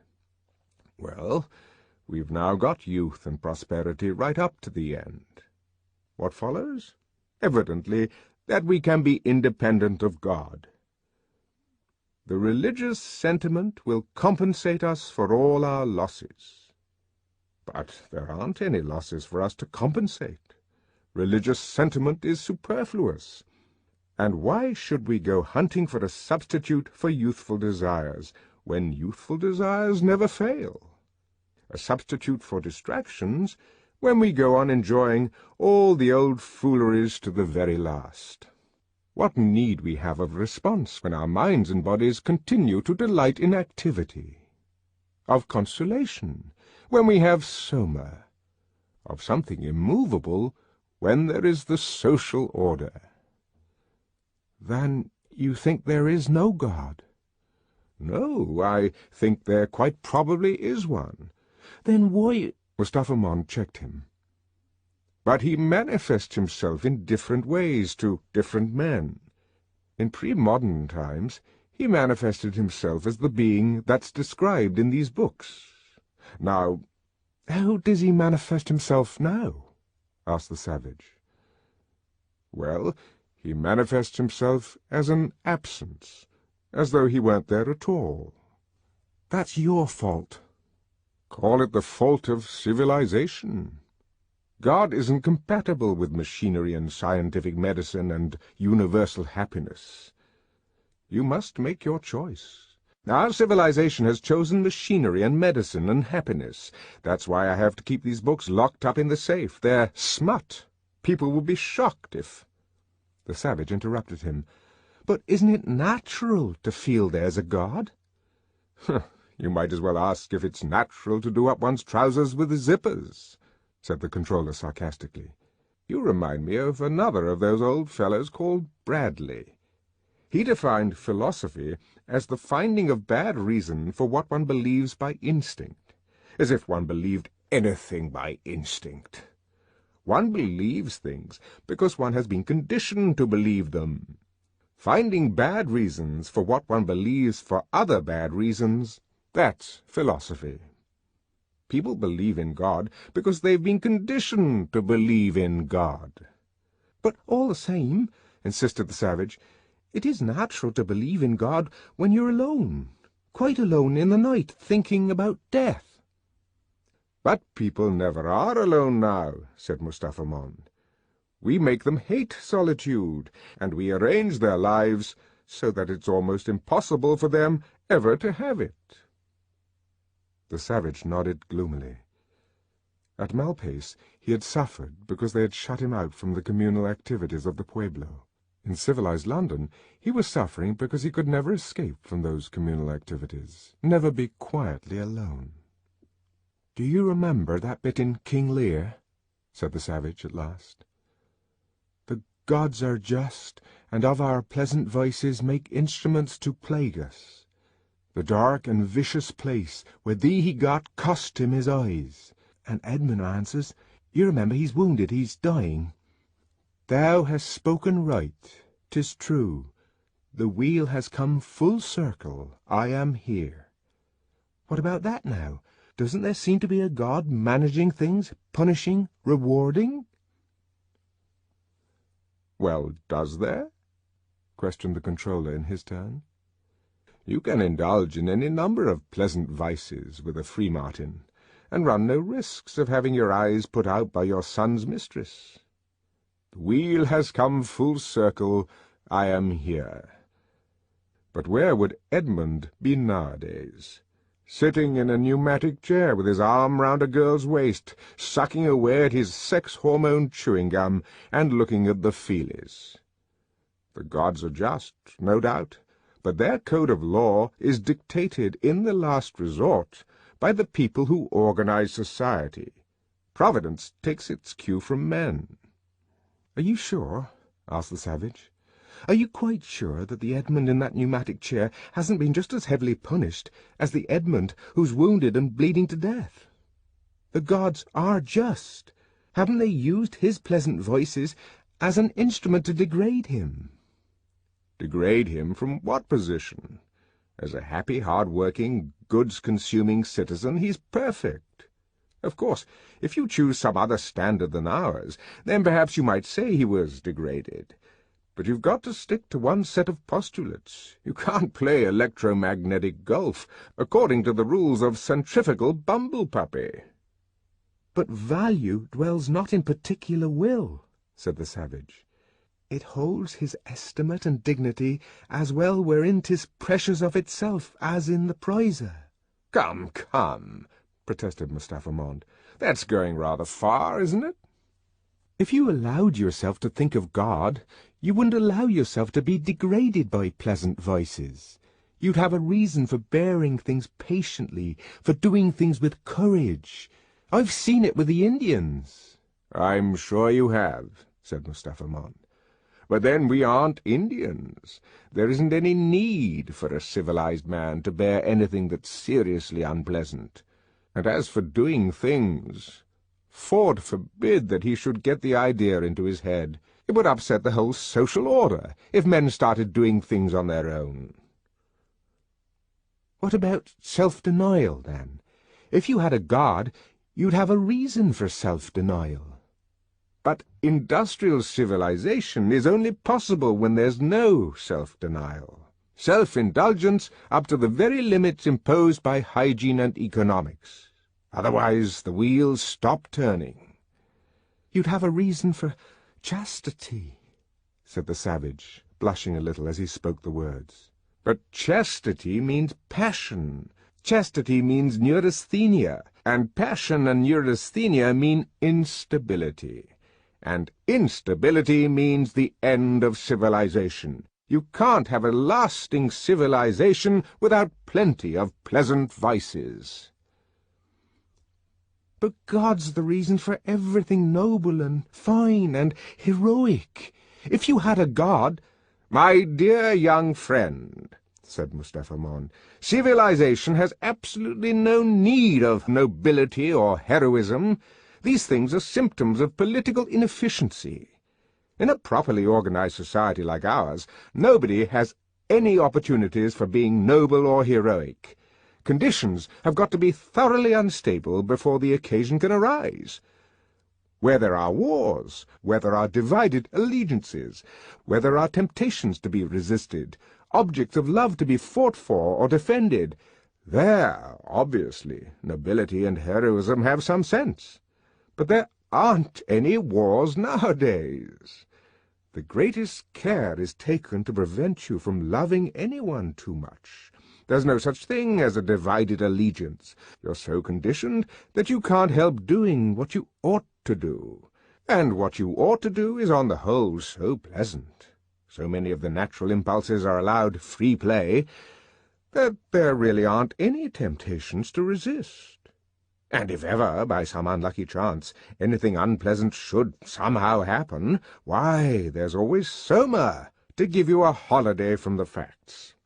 And there's always Soma to calm your anger, to reconcile you to your enemies, to make you patient and long-suffering.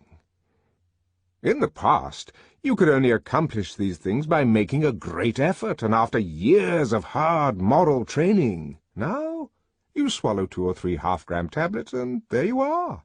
Anybody can be virtuous now. You can carry at least half your morality about in a bottle.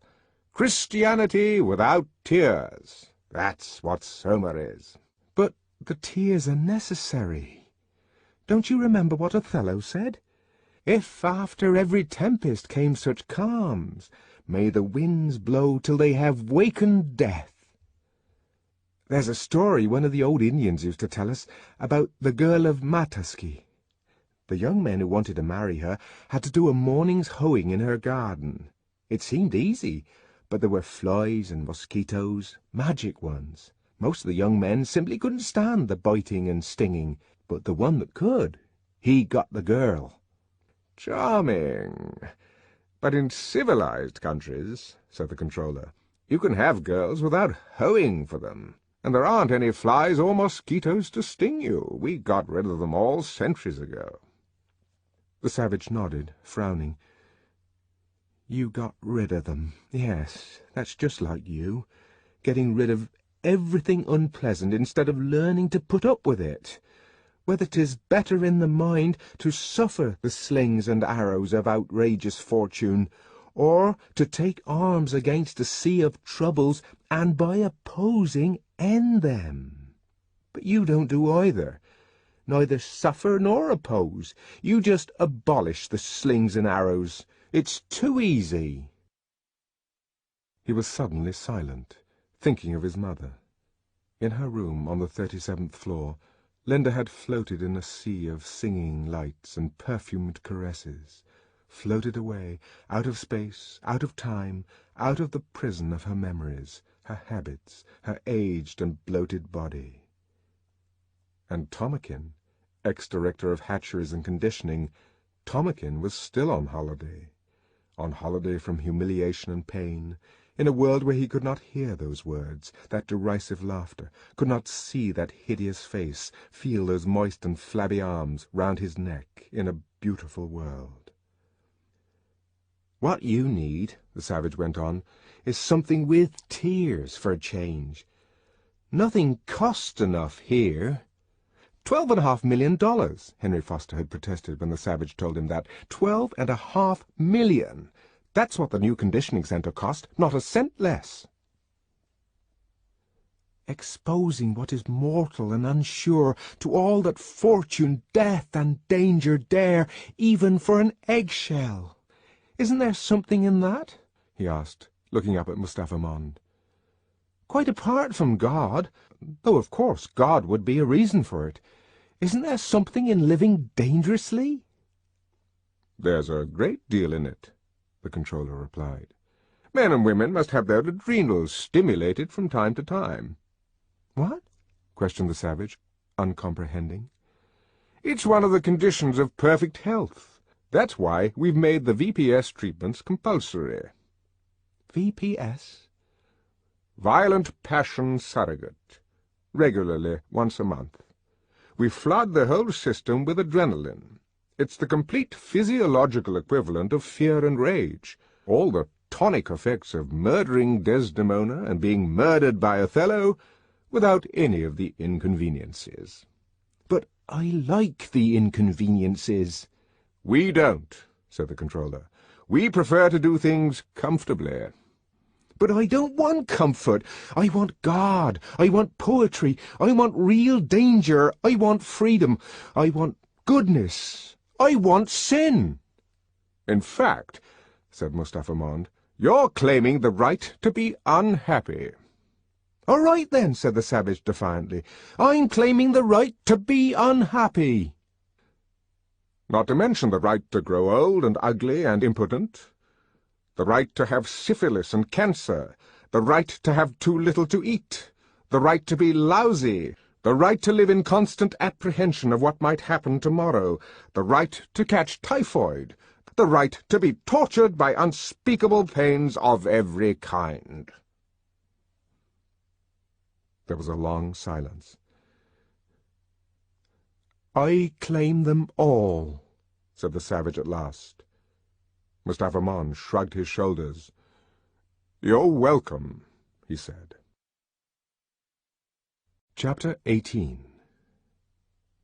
The door was ajar. They entered. "John?" From the bathroom came an unpleasant and characteristic sound. "Is there anything the matter?" Helmholtz called. There was no answer. The unpleasant sound was repeated twice. There was silence. Then, with a click, the bathroom door opened, and, very pale, the savage emerged.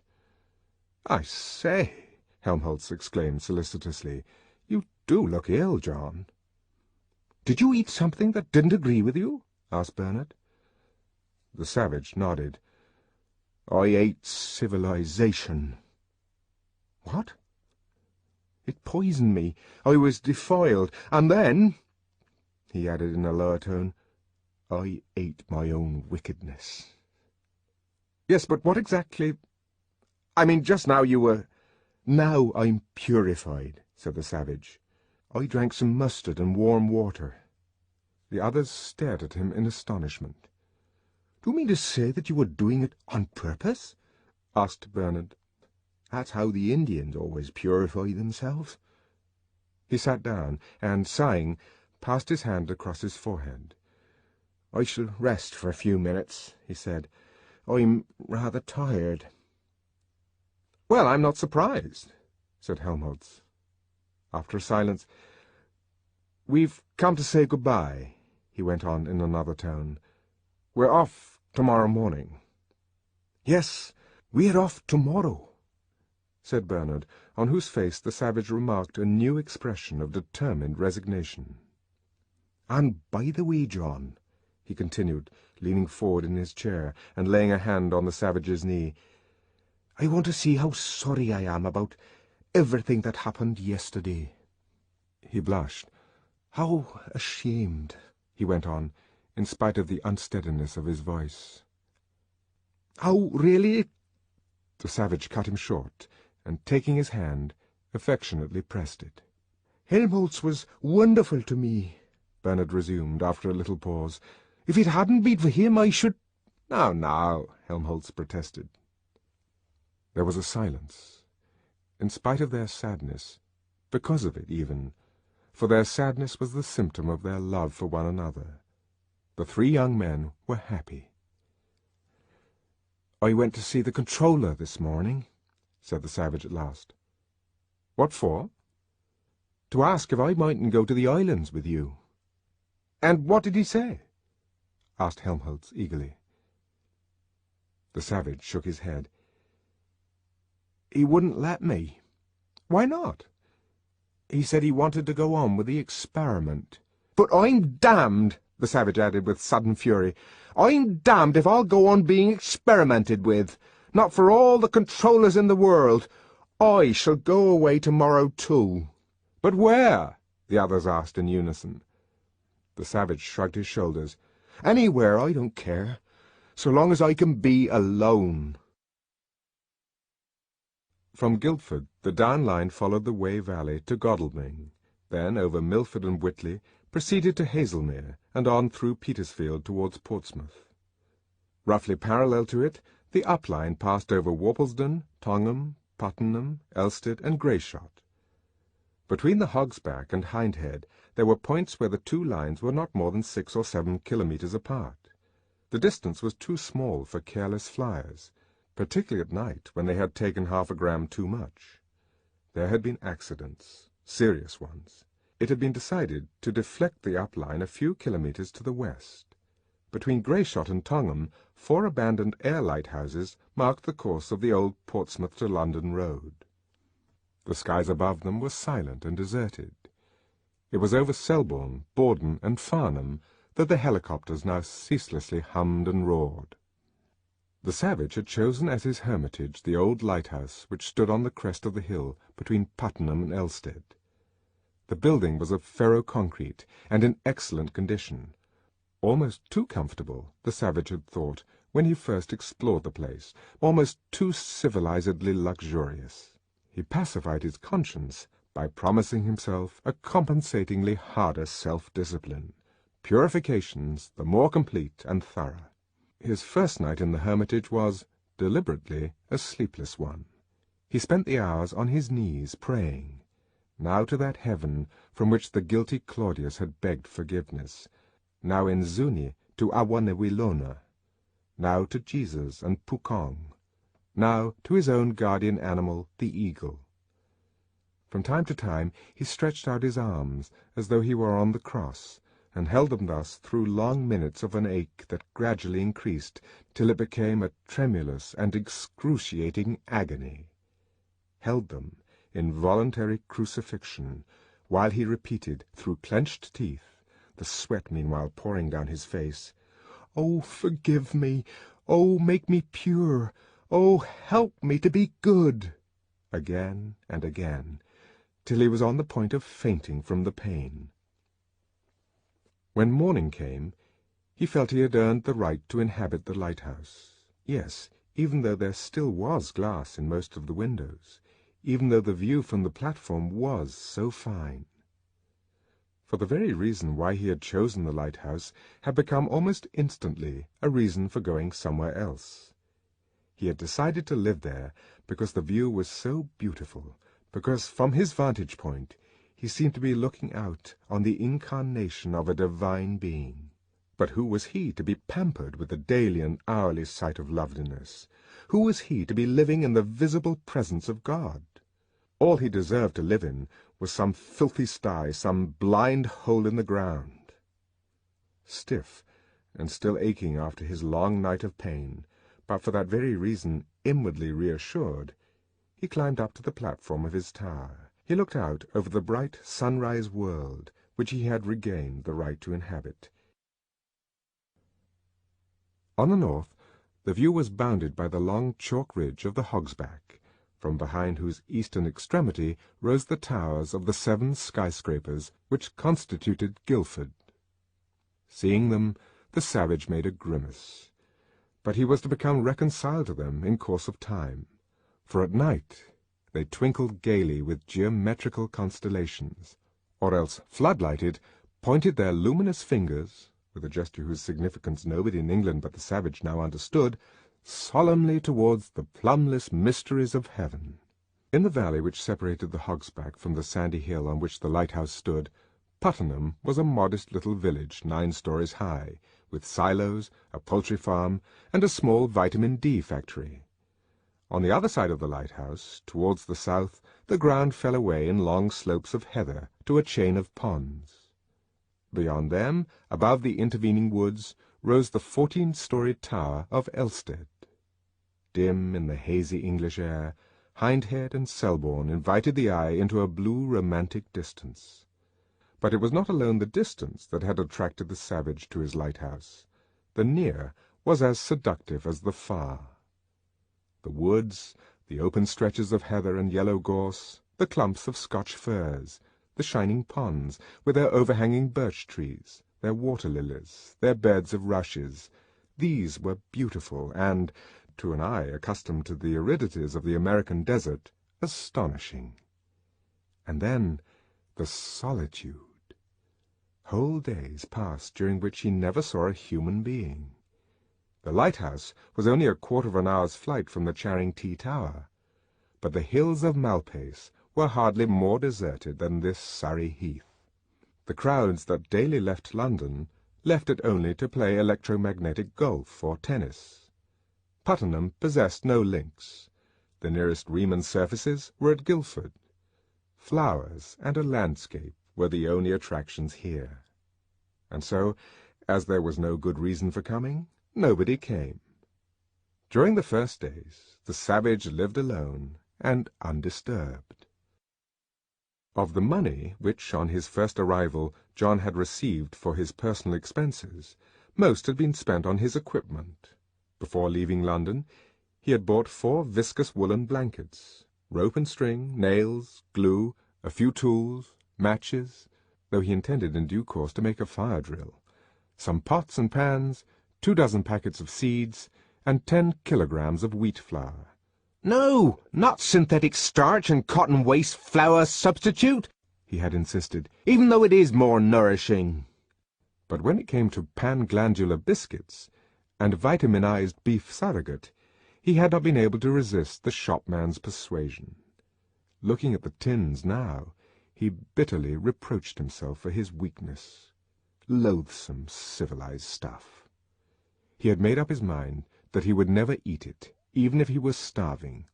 "That'll teach them," he thought vindictively.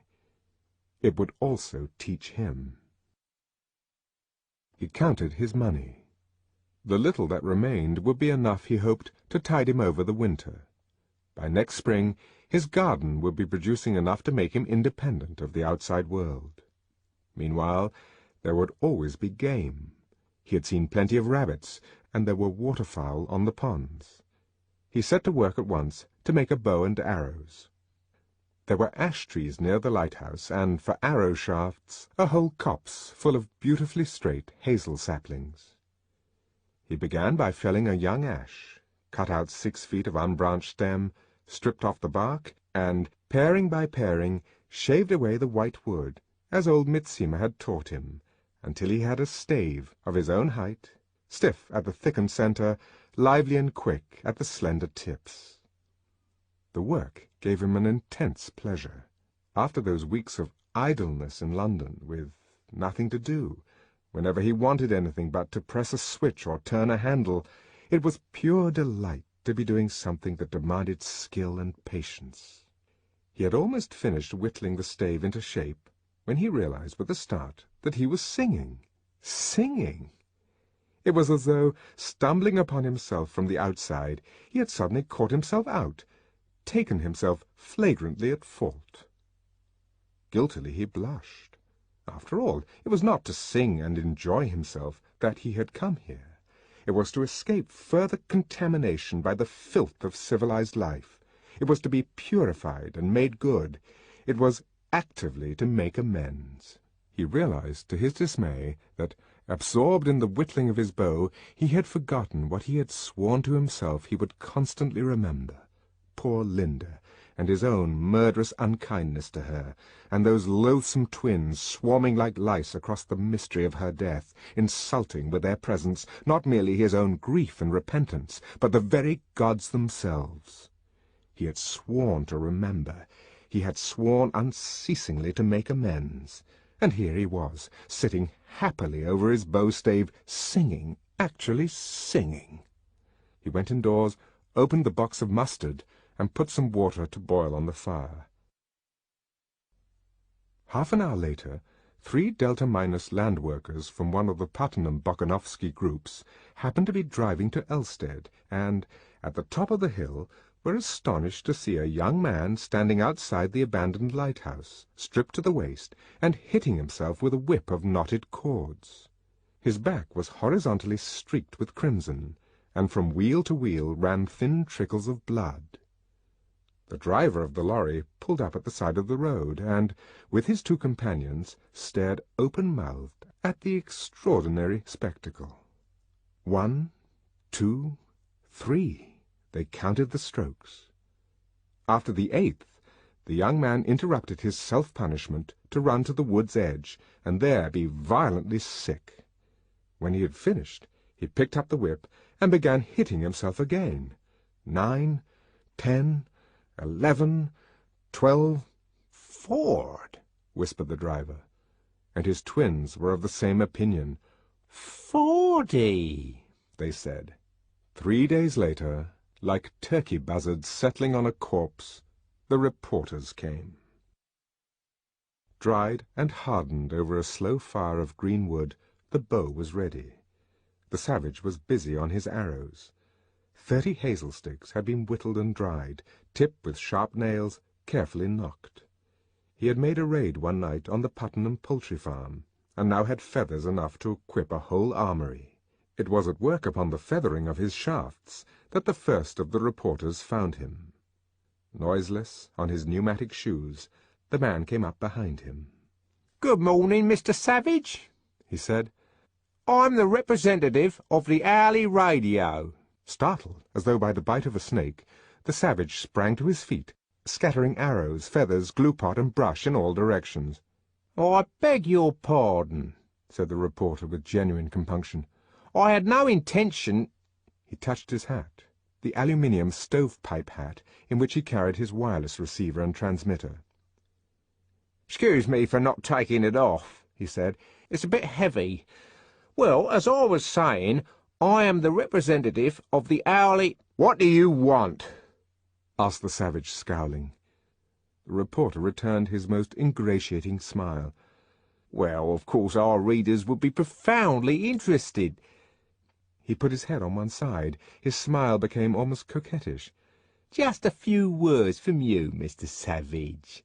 And rapidly, with a series of ritual gestures, he uncoiled 2 wires connected to the portable battery buckled round his waist, plugged them simultaneously into the sides of his aluminium hat, touched a spring on the crown, and antenna shot up into the air, touched another spring on the peak of the brim, and, like a jack-in-the-box, out jumped a microphone, and hung there, quivering, 6 inches in front of his nose, pulled down a pair of receivers over his ears, pressed a switch on the left side of the hat, and from within came a faint waspy buzzing, turned a knob on the right, and the buzzing was interrupted by a stethoscopic wheeze and crackle, by hiccups and sudden squeaks. "Hello!" he said to the microphone. "Hello! Hello!" A bell suddenly rang inside his hat. "Is that you, Edsel? Primo Melon speaking. Yes, I got hold of him. Mr. Savage will now take the microphone and say a few words, won't you, Mr. Savage?" He looked up at the savage with another of those winning smiles of his. "Just tell our readers why you came here.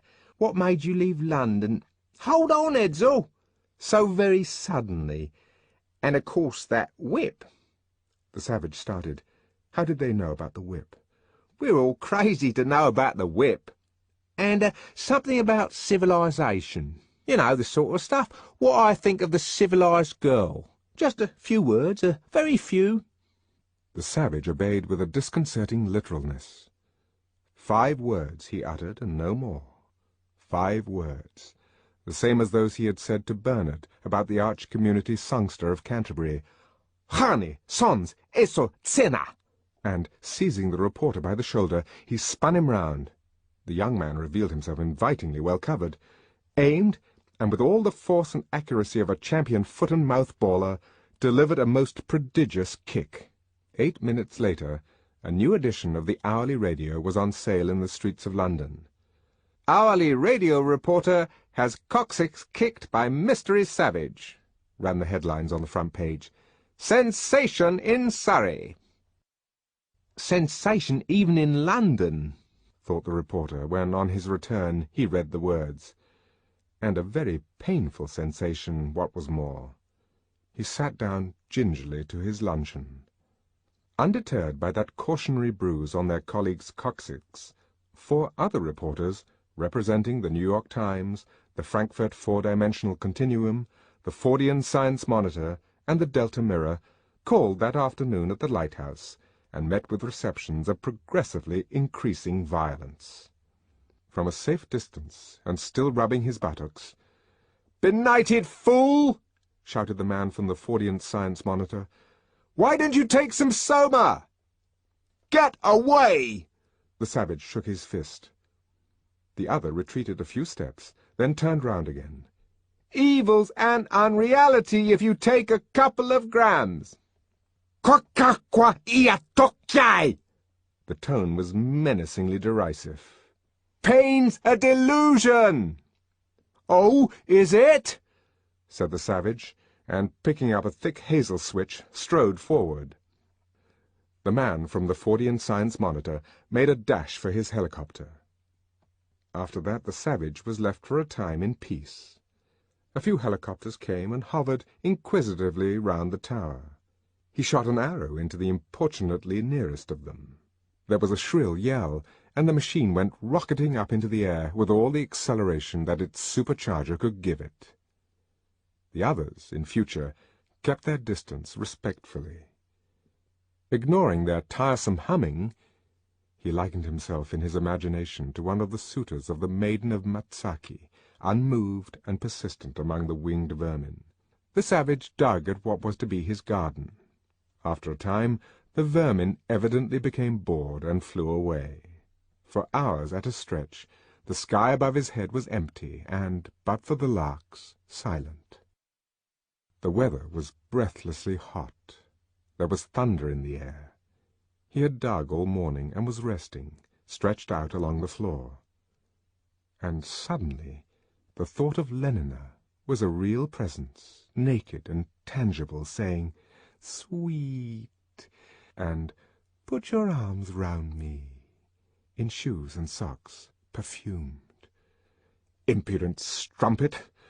But oh, her arms round his neck, the lifting of her breasts, her mouth. Eternity was in our lips and eyes. Lenina! No, no, no, no! He sprang to his feet, and, half naked as he was, ran out of the house.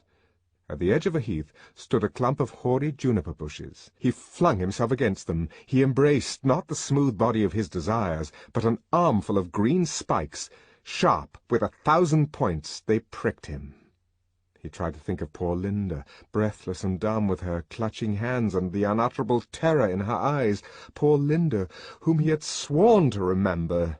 But it was still the presence of Lenina that haunted him, Lenina whom he had promised to forget. Even through the stab and sting of the juniper needles, his wincing flesh was aware of her, unescapably real. Sweet, sweet, and if you wanted me to, why didn't you?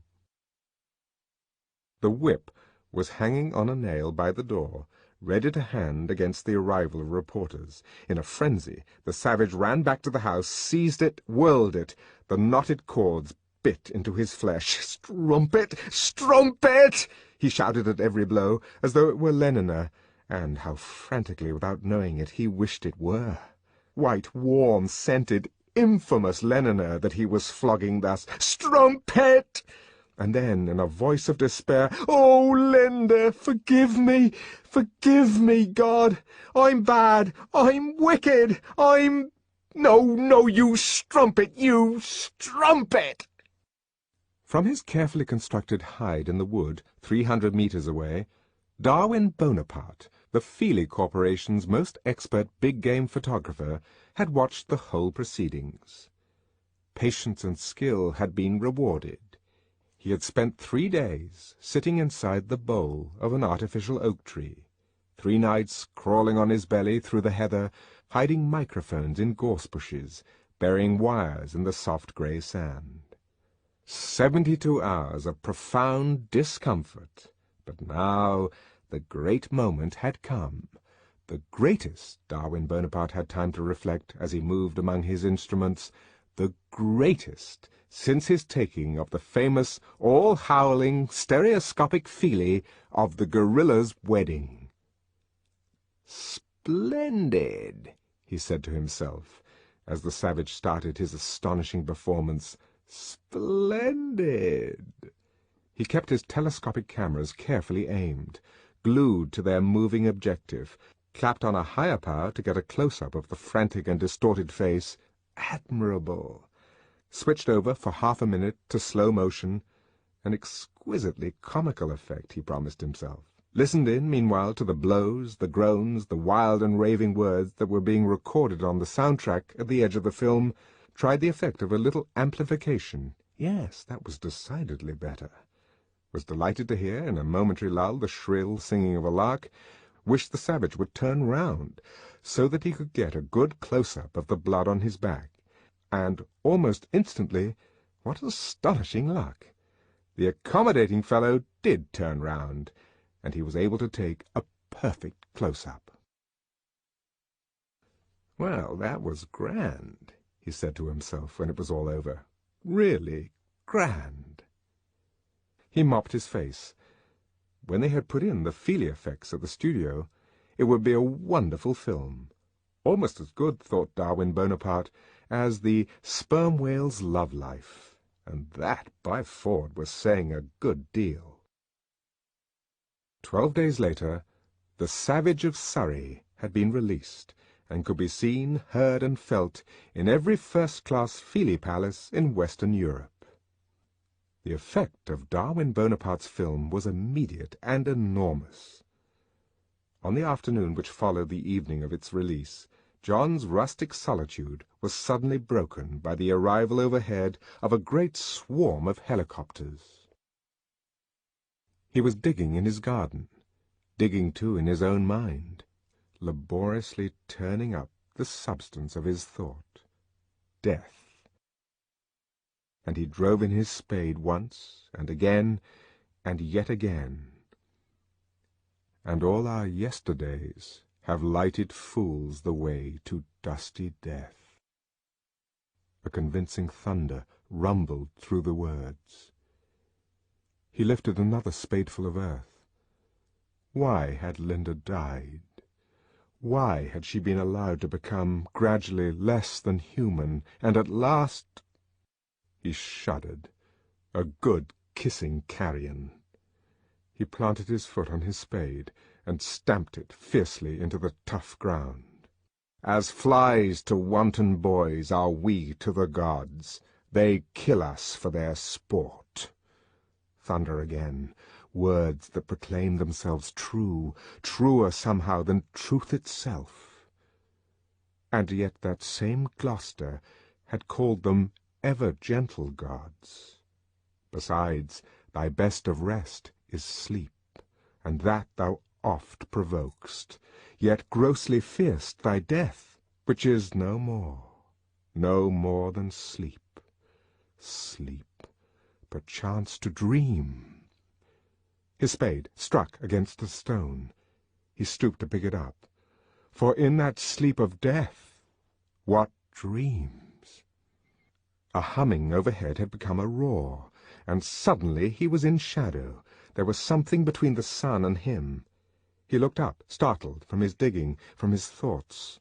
Looked up in a dazzled bewilderment, his mind still wandering in that other world of truer-than-truth, still focused on the immensities of death and deity. Looked up and saw close above him the swarm of hovering machines. Like locusts they came, hung, poised, descended all around him on the heather, and from out of the bellies of these giant grasshoppers stepped men in white viscous flannels, women, for the weather was hot, in acetate shantung pyjamas or velveteen shorts and sleeveless half-unzippered singlets, one couple from each.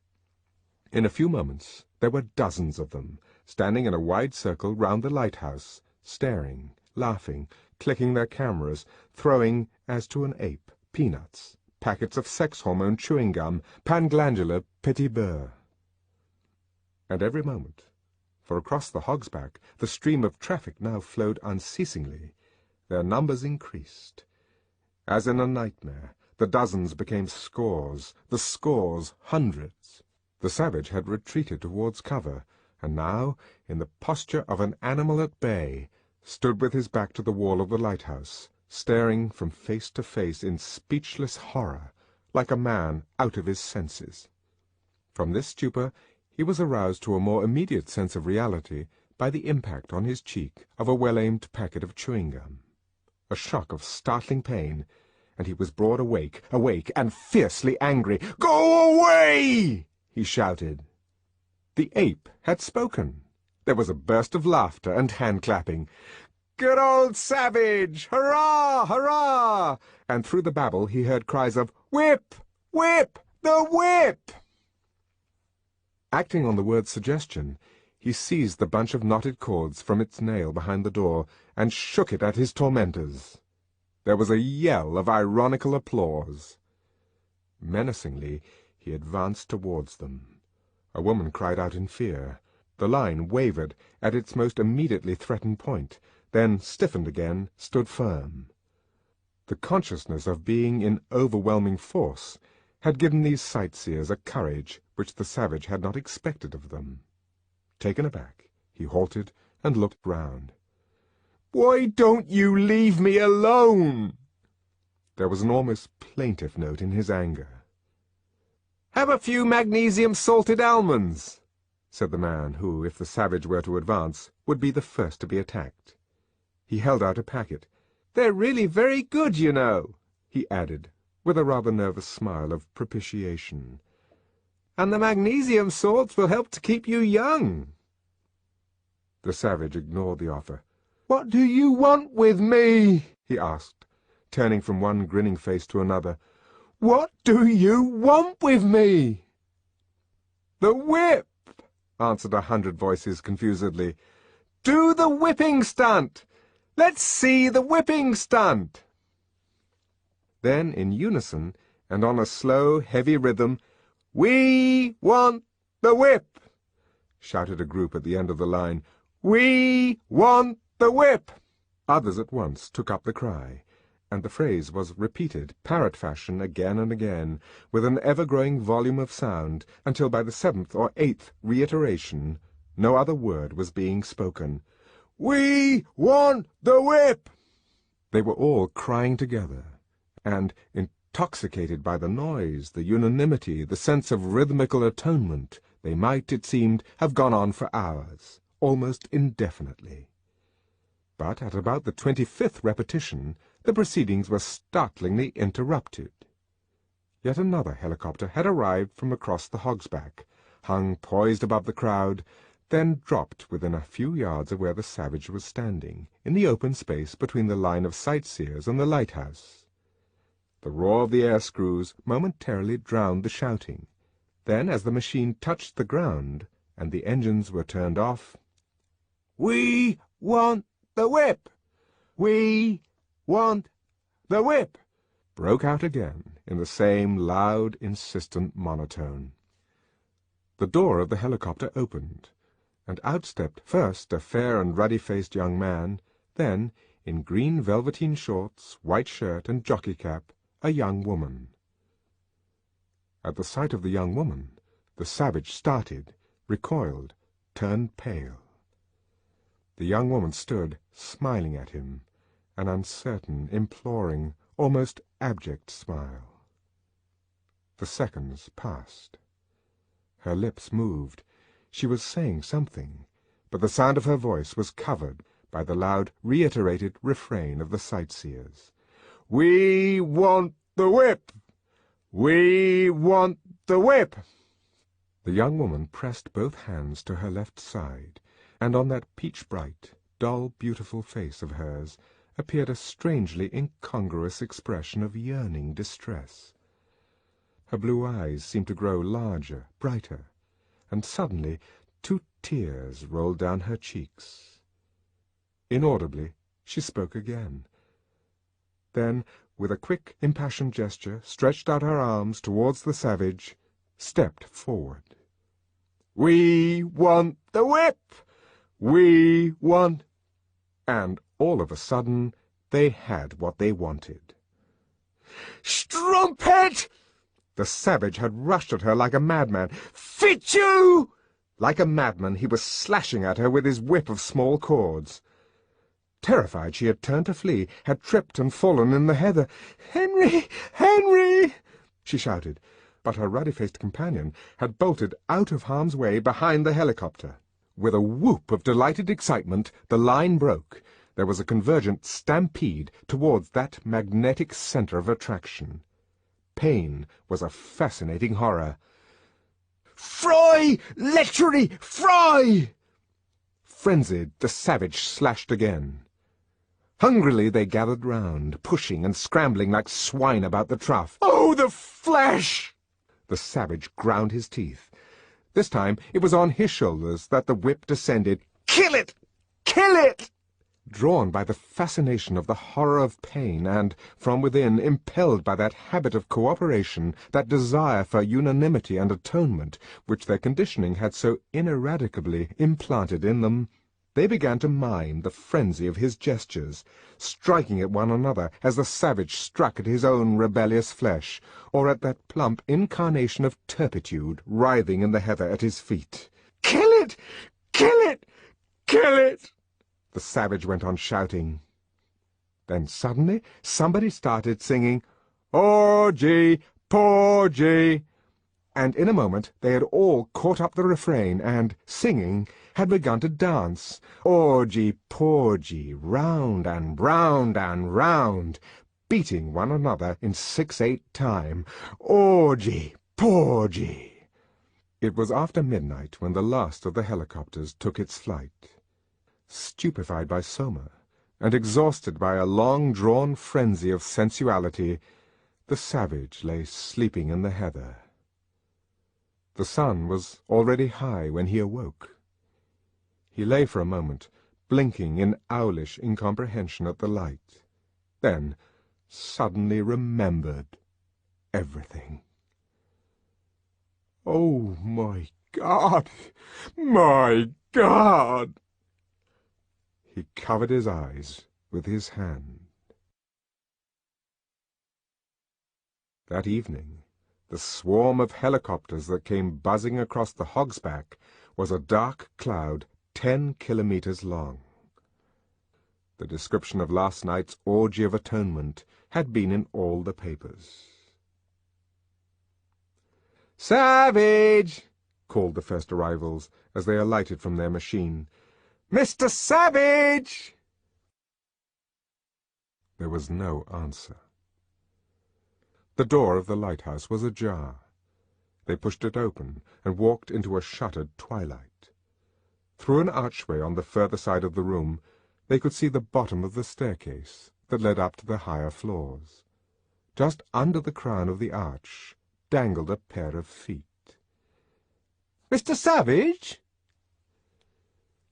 Slowly, very slowly, like 2 unhurried compass needles, the feet turned towards the right, north, northeast, east, southeast, south, southwest, then paused, and after a few seconds turned as unhurriedly back towards the left, south, southwest, south, southeast, east. This has been a presentation of BBC Audiobooks America. Brave New World. Text copyright 1932 by Aldous Huxley. All rights reserved. Production copyright 1998-2003 by BBC Audiobooks America. All rights reserved.